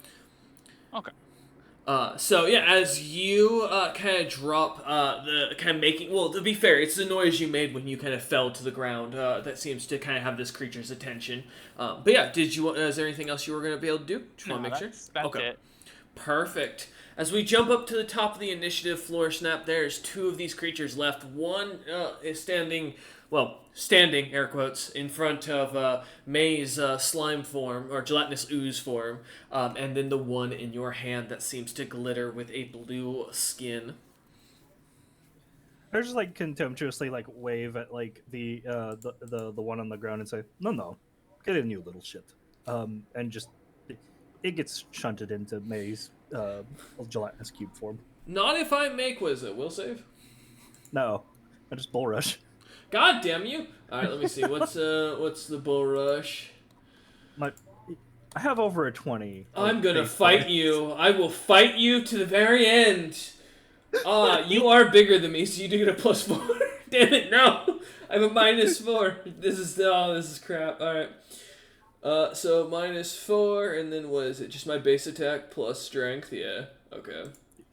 Which in this case, this creature already has it added. Thank you for that. So that's just... with everything canceling out, you'll never guess I have just a flat D20. Alright. Shit. Does a 6 beat you? I beat you by over 35. Alright, so it was close. Got you. Alright, let it be known for the record. It just gets shunted into the middle of the gelatinous thing with a wet The creature gives a wet roar over at you as it glares at you. Floor Snap, as you kind of move your finger lightly, and then as something invisible kicks it into the ooze, and it dissolves into the poor thing. I just are you okay? The worm getting dissolved. I will have my revenge. Yep, somewhere. Reincarnation's coming to bite you in the ass one day. Go ahead, though. I got a lot of shit to answer for if reincarnation's a thing that I have to worry about. Floor Snap. Long fucking line. Floor Snap suddenly kind of contemplating the list that this creature's been added to. I was even if I just averaged one person a year, that's a problem. That's a big problem. That's true. One person every 5 years, and you're still having a problem. I was like, oh no. But what would you like to do? Oh, well, this worm has chosen the path of not being able to do anything, and to be a little guinea pig for Vicaret. Because I just kind of motion with my hand, use telekinesis to like grapple it so that it can't even make contact with me. Now and fuck pin you. I'm grappling back. I'm breaking this grapple. it. All right, go for it. All right. 21. Ah, cool. You lose. How? Shit, wait, no. Can't be that bad. It is that bad. Come on, let me see what you got for a roll. Come on. I know I got this. All right. There's always a chance you roll on that one. Shit. Alright, 40 is a little bit more than a nat one. I'm not gonna lie. If you could do a little worse next time, that would help out with the script we're following here. Alright, go ahead. This is your friendly reminder that I can inspire competence at any point, and I've been being nice by not doing it. Oh, yeah, don't worry. I just gotta like motion. I was just like making them do like loop-de-loops and fucking like insane shit while I'm like just kind of like leisurely like walking back to Vicaret with this thing in tow. Are you bringing it to May or Vicaret? Vicaret. Okay. Because it's got like a sheen of like mithril. So I was like, my instant thought was like maybe it's like a weird silkworm thing. As you begin to take the creature towards, kind of walking off, as May continues digesting the poor creatures that dared to defy the gelatinous ooze, kind of walking off towards the forge itself. As you get over there, you see one of the frost giants kind of standing in front. What looks to be a simple tower shield that's more like a door than an actual shield. As you can see the knob on it still, but with what looks to be a bracer on the back of it. As he kind of stands up as you go up to the door, kind of gets in your way and looks at you and goes, not to be rude, Mr. Floorsnap, sir, it's, Vicaret has requested that no one disturb them after Wara annoyed the living hell out of her, and that is an actual quote. She warned that if the next person came on was not Captain Azuris, their head would be part of whatever she's crafting. So I would recommend maybe leaving it in the to-go bucket, as I've been told. And he kind of holds out a barrel with a lid on it and kind of pops the lid. As you see, Wara's got has tossed a few coins and what looks to be a couple chunks of metal in there. I just gotta like give him a smile, like the oh bless your heart, you don't know what the fuck you're saying to me. There's like pat him on the shoulders, like I wouldn't worry. This and I like pull kind of have like the bloodworm like doing like a little dance around like my index finger. I think is something she'll very much want to see. Also, if I left it in the bucket, it could get in the camp and then start drinking everything's blood. So also no. It's going to make another fucking grapple check. I'm getting out of this goddamn thing. I'm rolling for my crit. Let me out. No! Nope. God damn it! Can you roll lower than a 23? No. Damn. Alright. Can you roll for a nat 1? Let's see what you got. It's still a strength check. It still doesn't auto-fail. I know, but I gotta hope. Oh, that hurts. Alright, well, the worm's trying to struggle away as you run it between your fingers. Telekinesis kind of keeping it going as the creature makes a weird sound as it's being tortured. Alright. As you begin to, or as you go to open up the door, seeing Vicaret hammering away at what looks to be a dark piece of metal, it takes a moment as you realize is the spider leg. To the fucking gods, Wara! I will peel your... Oh, you're not Wara. What do you want? I come bearing potential gifts. She looks at his hand. You see a glowing blue, what you immediately recognize as mithril blue, some sort of worm-like creature that seems to be kind of being ran through his fingers, not to its want, as it clearly seems to be trying to resist, but is not being allowed to.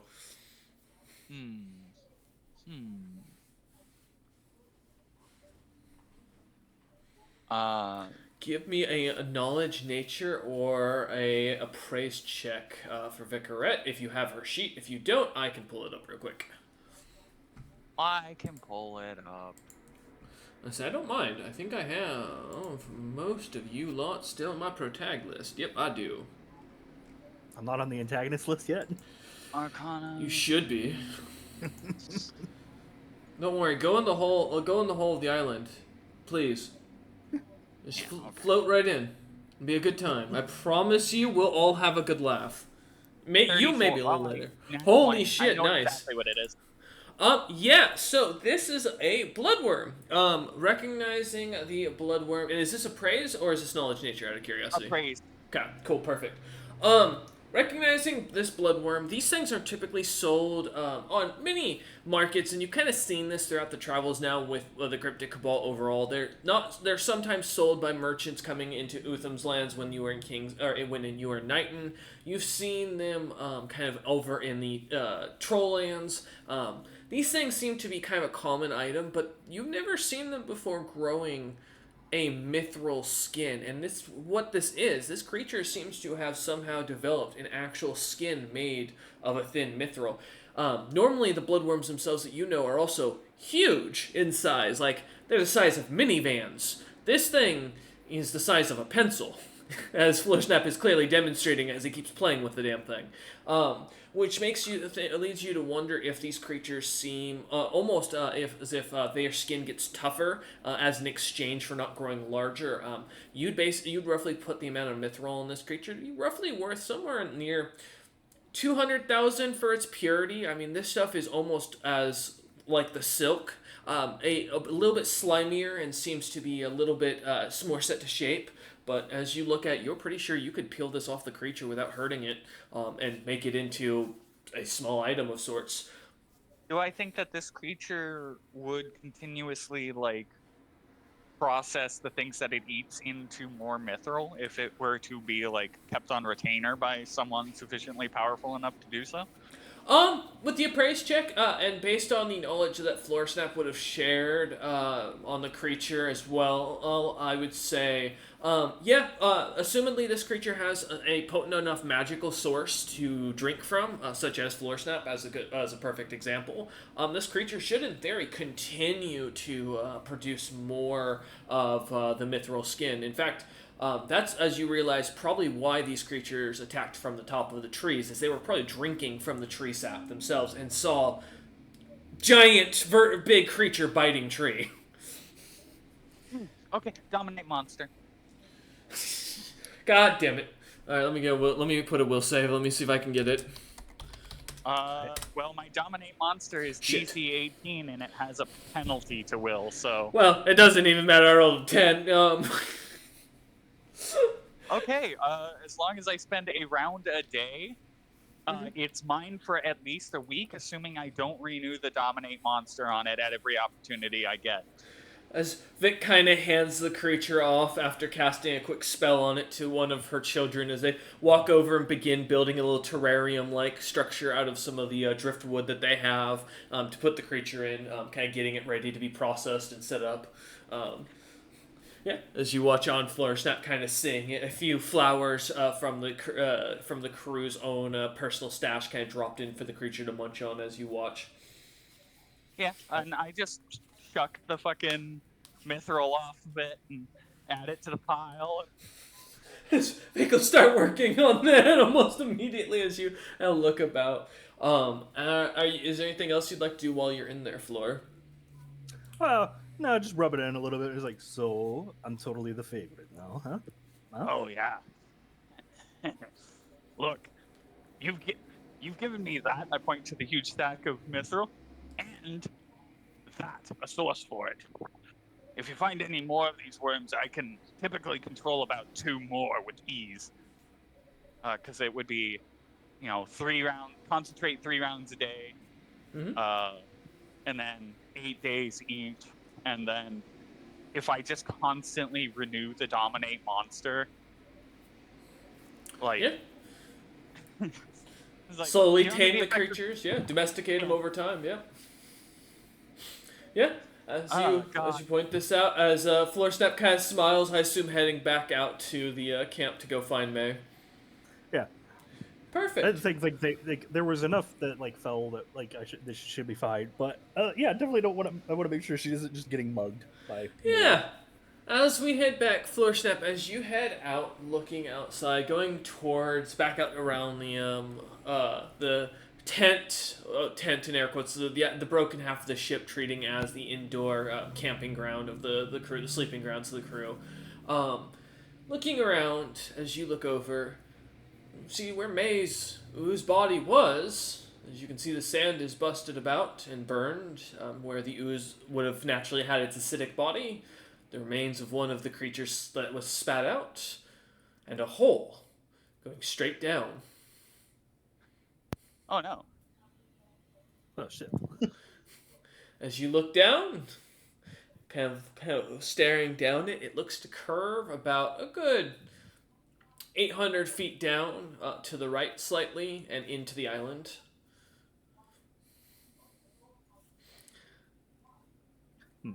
I search to try and get a actual sense of if May actually ended up in the fucking hole before I start trying to find her in a dark hole. Give me a search check. To be fair, May does have both see invisibility and blind sense. Mm-hmm. I had to double check that because I was curious what your senses were. 28. 28. As you look about, a panic kind of beginning to fill your heart as you don't see the ooze. Looking at the trees, looking up, you don't see anything. You see a vulture in the distance flying away. It looks like it could have been big enough to carry May, but that's not possible. I mean, they don't eat oozes. As you look over to the left, looking at the giants and the crew, May's not standing there. And then as you look over by the tree, standing perfectly behind it as they seem to be inspecting it, May seems to be just standing there. I think to myself, damn, good thing I didn't jump. May, a moment ago, as you had been kind of moving away as a slime after finishing up the creatures, a few of the bits from one of them seemingly not digestible as it kind of fell out of your body as you transformed back. As you walked over to the tree, looking at it for a second to see if there were any more of these creatures that were going to fall down, a hole seemed to almost open up, devouring one of the skeletons and pulling it down. Ooh. Hi, that's a little... As you kind of stand over there, though, kind of watching for a second as Floorsnap walks over and seems to be looking down the hole for a moment, as if he seems to think that you may have fallen down there before he seems to kind of clock you out of the corner of his eye. I give a small wave. Here, another one is oh, good, you're not in a deep dark hole. That would have been very inconvenient for the upper group. Well, if it means anything for you, I can just choose not to fall whenever I feel like it. See? I jump up and then I don't go down. May kind of jumps up, imagine crossing her legs like a Jedi Master here, basically, and just kind of sits there looking at you. I give the sagely frog nod and begin just rotating in place. God damn it, what is this, a video game avatar meetup? What the fuck? Guys killing me here. VR chat, but incredibly cursed. Monday is the weirdest group, I swear. As you lot look realize that nothing has happened, taking a moment, the rest of the crew beginning to kind of turn in for the night as they do, kind of setting up watch. Is there anything else you'd like to do? I want to inspect the hole. Yeah. I want to know what the fuck made this thing. Okay. May, what about yourself? I'm gonna go with Floorsnap because, I'll be honest with you. I've already done more than I was expecting to in the last hour, and Fair. while I'm certainly not May the character certainly isn't bored. She can always have more fun, and I as the player am having a glorious time.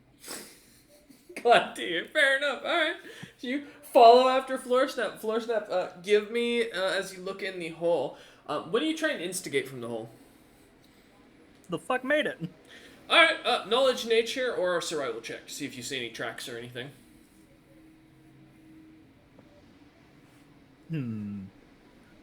could I raise you a knowledge history? I've never seen anything like it. You know what? I'll take a knowledge history, sure. 32. 32.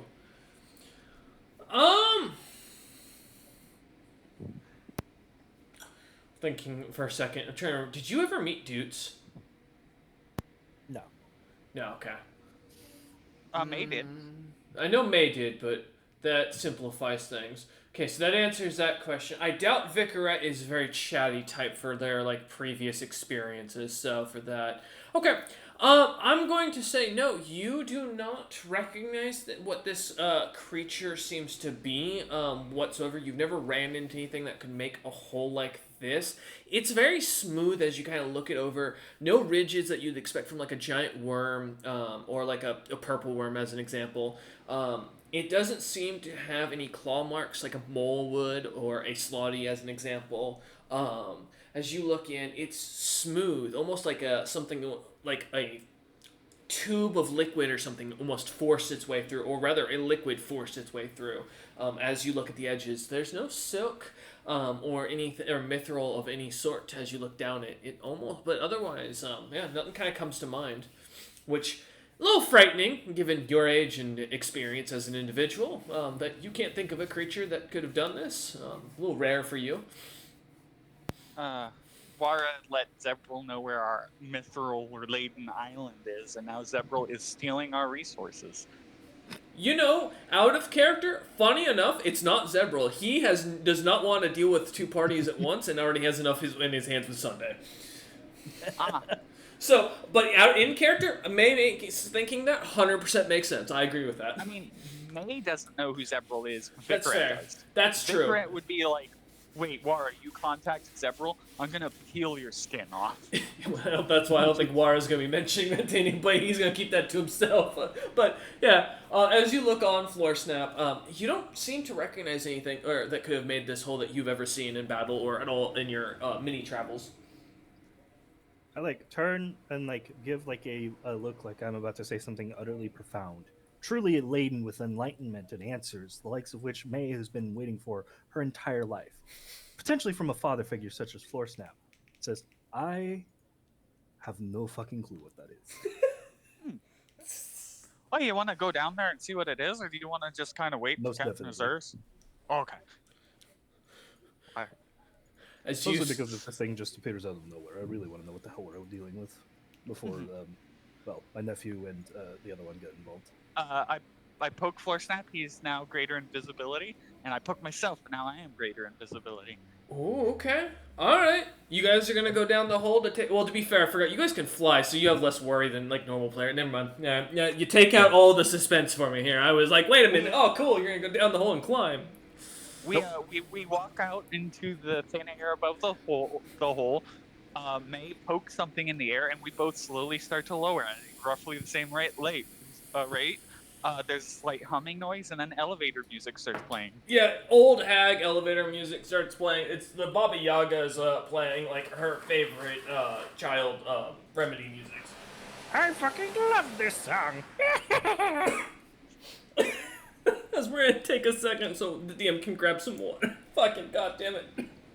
Alright, as you begin to float up, May casting elevator music just to, their favorite cantrip of the abyssal tongue time period that Vitra has kept over as this ancient artifact that wasn't really an artifact in the sense of powerful, but no one makes these kinds of spells anymore. It's just that kind of level of uniqueness. Who makes a spell just to make music when you levitate up and down? Come on now, But as you... Really old-ass hags, that's who. Yeah, exactly. So, as May casts her family's most treasured spell for the situation, the two of them begin to slowly delve down into the hole as you both kind of see the darkness of it. It goes down, again, 800 feet almost smooth as the invisibility kind of keeping you guys completely clear from view. As you, and I assume both of you have dark vision, right? Because I think we established, yes. Okay, perfect. Because I think it's Wara is the only one I think that does not, if I remember correctly. Yeah. Anyways, so as you two kind of keep your eyes out, you do notice the sand gets thicker and thicker. The dirt becoming almost this thin bluish color as you get further down. The same mithril color you saw in the webbing, but more diluted and a little bit more brownish with the dirt mixed in. Kind of continuing down, you can see what looks to be little glowing worms that look to have themselves glittering skin that seems to almost be the same color as the death orb blue itself, as they kind of wiggle through the dirt, glowing as they do, attracting your attention. Continuing down past that as you get lower into the ground, some tree roots kind of pushing through that still, even at this depth, are seen. Yes, go ahead, May?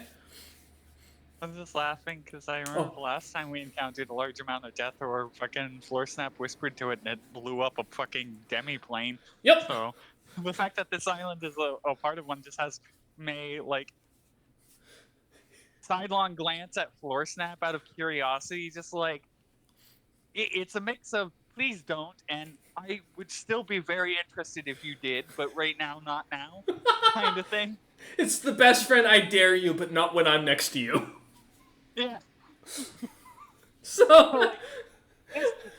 this is funny for us for later.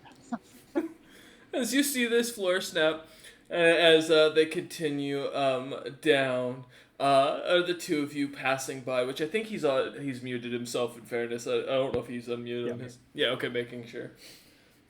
I just give like the most studious poker face. Seriousness as you two continue down past, finally getting to the bottom of the cave, or bottom of this tunnel as it curves inward towards the mountain. As you kind of find the spell kind of start to swerve you both in the direction as you continue now feet first towards the end of the tunnel, as it kind of flattens out and continues down for another about 600 or so feet. As it finally opens up and as you get closer, you start to see this massive chamber that seems to open up that has 100 or so eggs kind of all seemingly pulsating with what looks to be the shadows of some sort of spider-like creatures. What looks to be a large, tentacled-looking spell gaunt that is, well, I say large, rather, sorry, to be specific here, huge, tentacled spell gaunt that seems to have a massive back thorax that seems to produce or show the signs, not only of its yellow coloration that glitters like a gold amongst its fluff, 4 legs kind of sticking out as its main way of kind of holding itself up, but its thorax seems to have what looks to be almost a red cat depicted on it that seems to glitter in its golden fur, almost like the color of a ruby. As it stands over these eggs, thousands of spell gaunts surrounding the cave, seemingly not noticing you as you float without touching the edges of the the tunnel as you go down, seeing the massive tentacle from the creatures protruding from the back of its head, and recognizing this almost immediately as most likely the culprit for what dug that hole out, letting you know immediately, Floor Snap and May, that this tentacle can extend and grow much larger. And I see the jokes there, hold them for later. But as you look about the walls of the caves, yeah, there you go. Type them in the chat for me. I'll read them in a moment. As you look about the caves and the trees, you see the depiction of what looks to be the queen, or the painted queen's death, the war itself, and how it's painted simply looks to be a bunch of hag settlements, what looks to be like these beautiful and articulate houses kind of painted in this beautiful bluish that you recognize almost to be the same as the death or coloration. Kind of glimmering, different hags seemingly kind of standing in front of drone simple female figures that seem to represent the different covens. All on the edge of this cliffside, and then the next painting showing what looks to be this beautiful fairy and fae-like creature standing in front of them, her magic horrendously evil and corrupt as it pours out towards these demonic and almost undescribable creatures. What looks to be these horrific frog-like beings kind of behind them, casting similar spells back at these this seemingly fairy-like queen. as it continues around the other edge. The last depiction seems to show this painted queen seemingly kind of on the edge. The cliff villages seemingly all of them burned away except for one, as the cliff starts to crack in the painting, showing as if it's about to fall from the cliffside of the continent. What looks to be a red cat seems to approach and shove. It looks like it's shoving the continent, as if this creature seems to be what led it. As you look about, the next depiction beside that seems to cut away and shows this red cat holding this fairy queen's wand in his hand and walking about, though suddenly looking angry and more cat-like as his appearance changes from a standing two-legged individual to this small four-legged creature that just looks like the angriest Garfield, but it's still quite adorable. As you watch on, the creature seemingly holding this wand in its mouth, as it seems to be able to transform temporarily and then go back, and that is the last of the depictions around the wall. As you look about, the spell gods seemingly not smelling anything as of yet. As they seem to be quietly sitting there.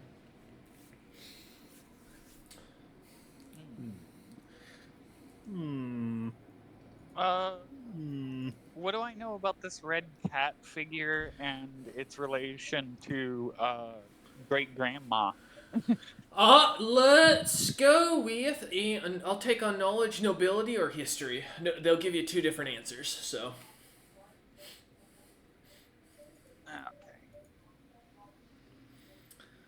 Whichever is higher, or whichever you're more curious about. Okay.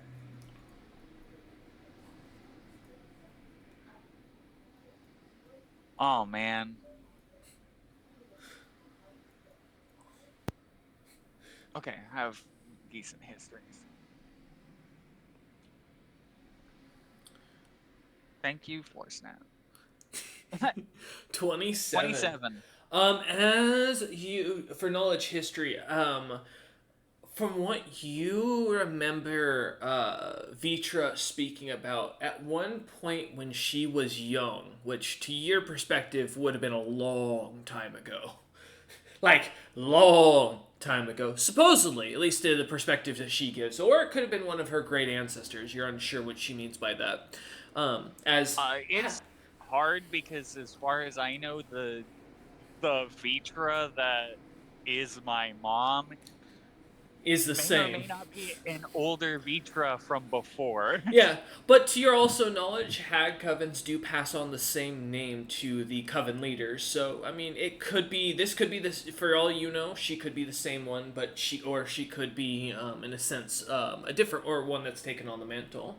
But as she would tell you when you were younger and tell stories about, she'd always mention that there was a group of spiders that would hunt down hags, wanting to use their powers like the frogs and hoping to gain an edge to wipe out the others. Stories that would kind of explain about how red cats were always the representative of the youngest spiders, and when a red cat arrived, more spiders would come. Hags, all of the hag covens, found themselves almost always on the run when fighting these creatures. However, as Vitra would point out very clearly to the history of it, great grandma, as you call her, would always tell of how these creatures were weak to two things. One was metal made from those of the deep ocean folk. That which Vitra believes to be the Tritons, but she is unsure because there's like literally not much information from anywhere about these people. They seem to be kind of absent through a lot of history books and kind of lightly salted throughout. Or she would mention that these creatures could be killed if their want was undone. However, what that meant was never made any sense to Vitra herself, or really to any of the other covens. These creatures, though, seem to use the frogs for their magic, which was one of the reasons why these spider-like creatures were very weak just like the other demons of their time. Without a frog's assistance or without a frog's bloodline, they could not cast without killing themselves or putting immense danger into their body. Which was why the demons back of those days would train to such great lengths physically. So, to your knowledge, that would be what you'd know about these red cats. Is they are to roughly what you'd be able to guess with your intelligence. They were a demon folk clan that seemed to be represented by a spider symbol of some sort. I will also note to suddenly recollection, Crump was wearing a spider symbol. Also your employer through your captain. Your captain's employer, rather, has a spider symbol. Just put those things together for you real quick. And now you're in a hole with a bunch of spider-like creatures. Seeing One this. of which has a red cat stamped on its ass. Exactly. As you look on at this, putting two and two together, this almost seems like an experiment of sorts, or like an ancient ritual having been set up. Floorstep, Floorstep and May, because you're both casters in this case. Can you both give me a spellcraft check? As it is strange that these creatures have not spotted you yet. 25. Granted, I imagine like it might be crazy magically dense down here and just kind of blinding them. I mean, that is a fair thing because the ground is kind of coated in death ore, but that's another thing. 15, okay. 15. It's still not bad.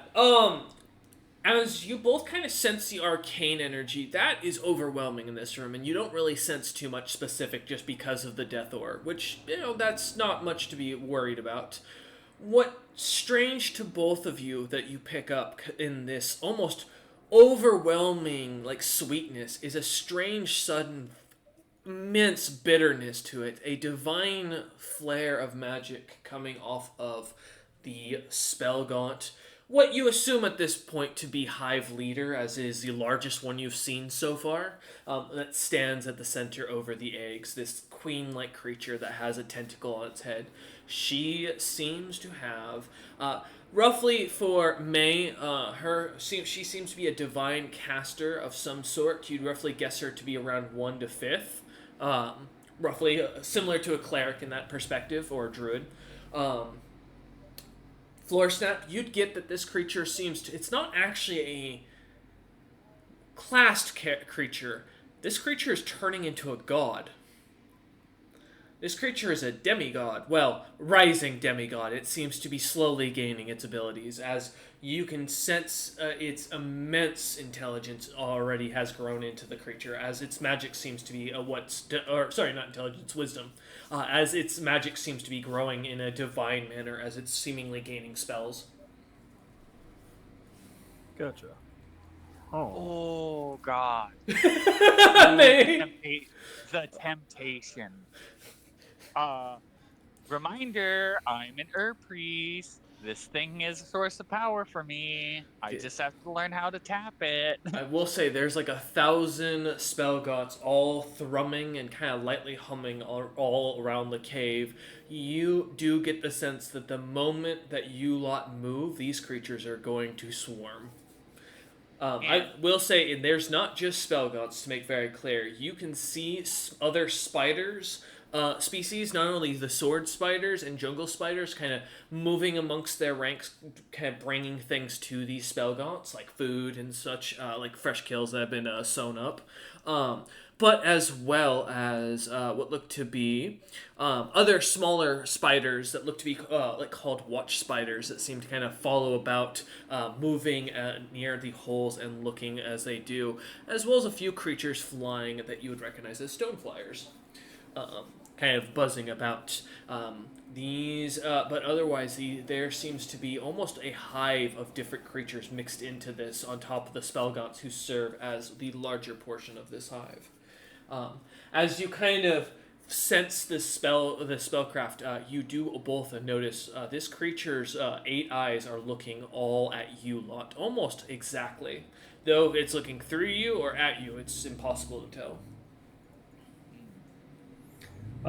There's no hostility yet, because I imagine it has not moved in any sense. You would have gotten something for that.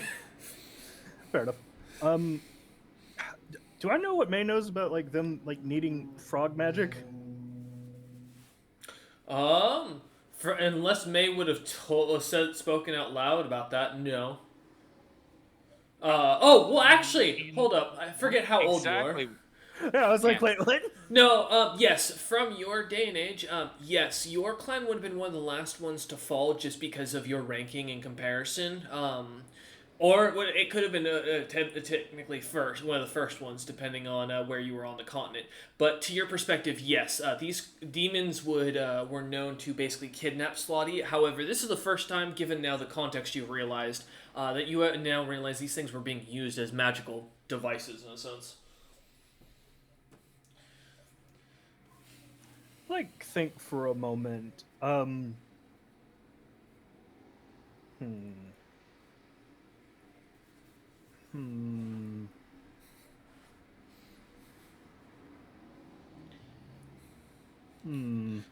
you see Floorsnap is stroking his invisible beard. Oh yeah, I see invisibility. That's nice. Alright, fuck it. I've never not been just a gremlin incarnate. We're gonna continue gremlin incarnacy. Yeah. I like reach out, grab like a little rock, and just whisper it into this in Slotty is like become a pet. And like telekinesis it to the spider, not to hit it, but like just to like give it a little like frog. Okay. Just like a little frog statue guy. Alright. Give me a second. Let me just roll something real quick. Okay. Can you give me a sleight of hand check? We'll say call that for how like delicate and like quick fingered you are with your telekinesis here, when you're moving the thing over without hopefully letting it be seen by anything else. That's a 9. Okay. How would you like to die? Well, pass wall and leave. That's how Yeah. I was say, May, do you have anything to get you or Floorsnap out of here? Because I don't know if Floorsnap has. Or I was gonna say Floorsnap, unless you have his spell actually get you out. Well, I can pass wall. Pass wall? What do you mean? Oh, pass through wall? Yeah, to like at least like make a little hole like that they cannot actually like swarm me. Oh, that's true. All right. May, do you have something that will actually save you two before Floorsnap gets buried alive by just these creatures trying to devour him in a hole? Divinity point? Actually, can I use the divinity point on the fucking sleight of hand? So we saw. Yes, worms, but right? I wouldn't recommend it because it won't bonus you enough to succeed in this case. You had to beat a 36. I saw a bunch of worms, right? Not in this. Not amongst these creatures. No, they were up in the trees up above the ground. That were kind of. I mean, when we were going down, the kind of worms that Oh, burrow through yes. sand and dirt and stuff like that. Yeah, like Yeah, the so normal worms. Yeah. Yeah, he pass walls, which forces the spiders to not be able to immediately swarm us, and then I just polymorph us into worms and we begin tunneling. Oh my god. I hate you. That's actually all right. Let me roll again. Let me see. All right. What does pass wall does? We get a fuck massive bonus to stealth for being. No, I know. The small. Oh, and I rolled bad too. Oh no. What is? I think it's diminutive is the smallest category. Yep. Diminutive. Size bonus 3.5. Because I gotta check what it is real quick. Because I'm not gonna make you go. We're not gonna go look up a worms bonus here. Because I don't think there's a worm sheet. Oh no, sorry, it's fine. Is what you would be. You get a plus 16 to your hide modifiers.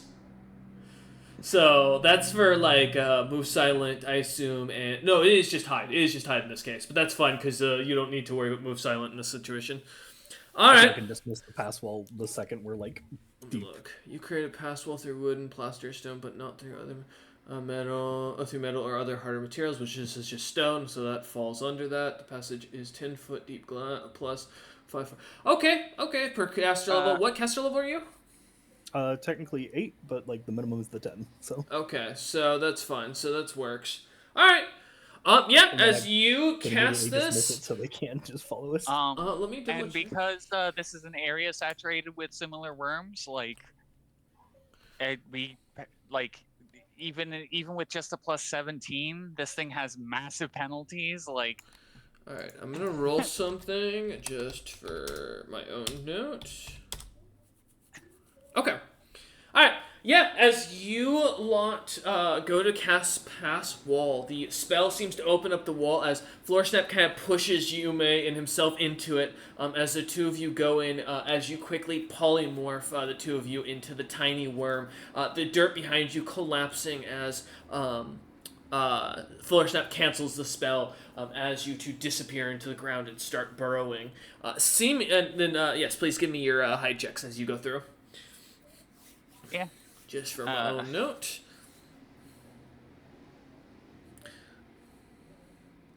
$19, so that... Low. Is that with the plus 16? Oh my god, yeah, that's ouch. Okay, that's fair. Plus 2, or hit or 2, it hurts. Alright, Yeah. Floor Snap, well, you know, Floor Snap, alright, ever the overachiever. Wait, what? 25 and 16, what? Yeah, I rolled the 25. I just didn't want to do the 16. So I see it. Oh, you do it. You didn't whirl them. I got you. Perfect. As you two burrow into the dirt, disappearing as the little blue-skinned death or creature worms that you are. The spell gods kind of bite into the dirt. Yes. Yeah. Oh. Should I use my divinity point at this point, or? It's up to you.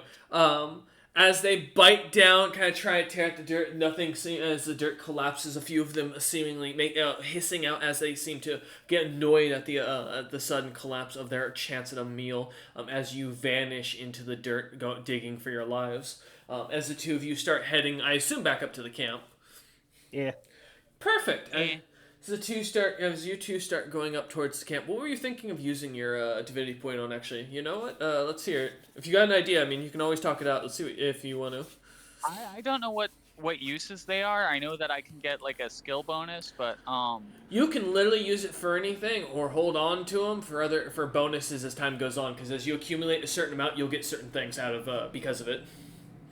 Sometimes it might be a random boon that the universe just gives you. It might be a vision. It might give you a sudden rise to a position of actual divinity. You know, give you level or classes you can take points into, stuff like that.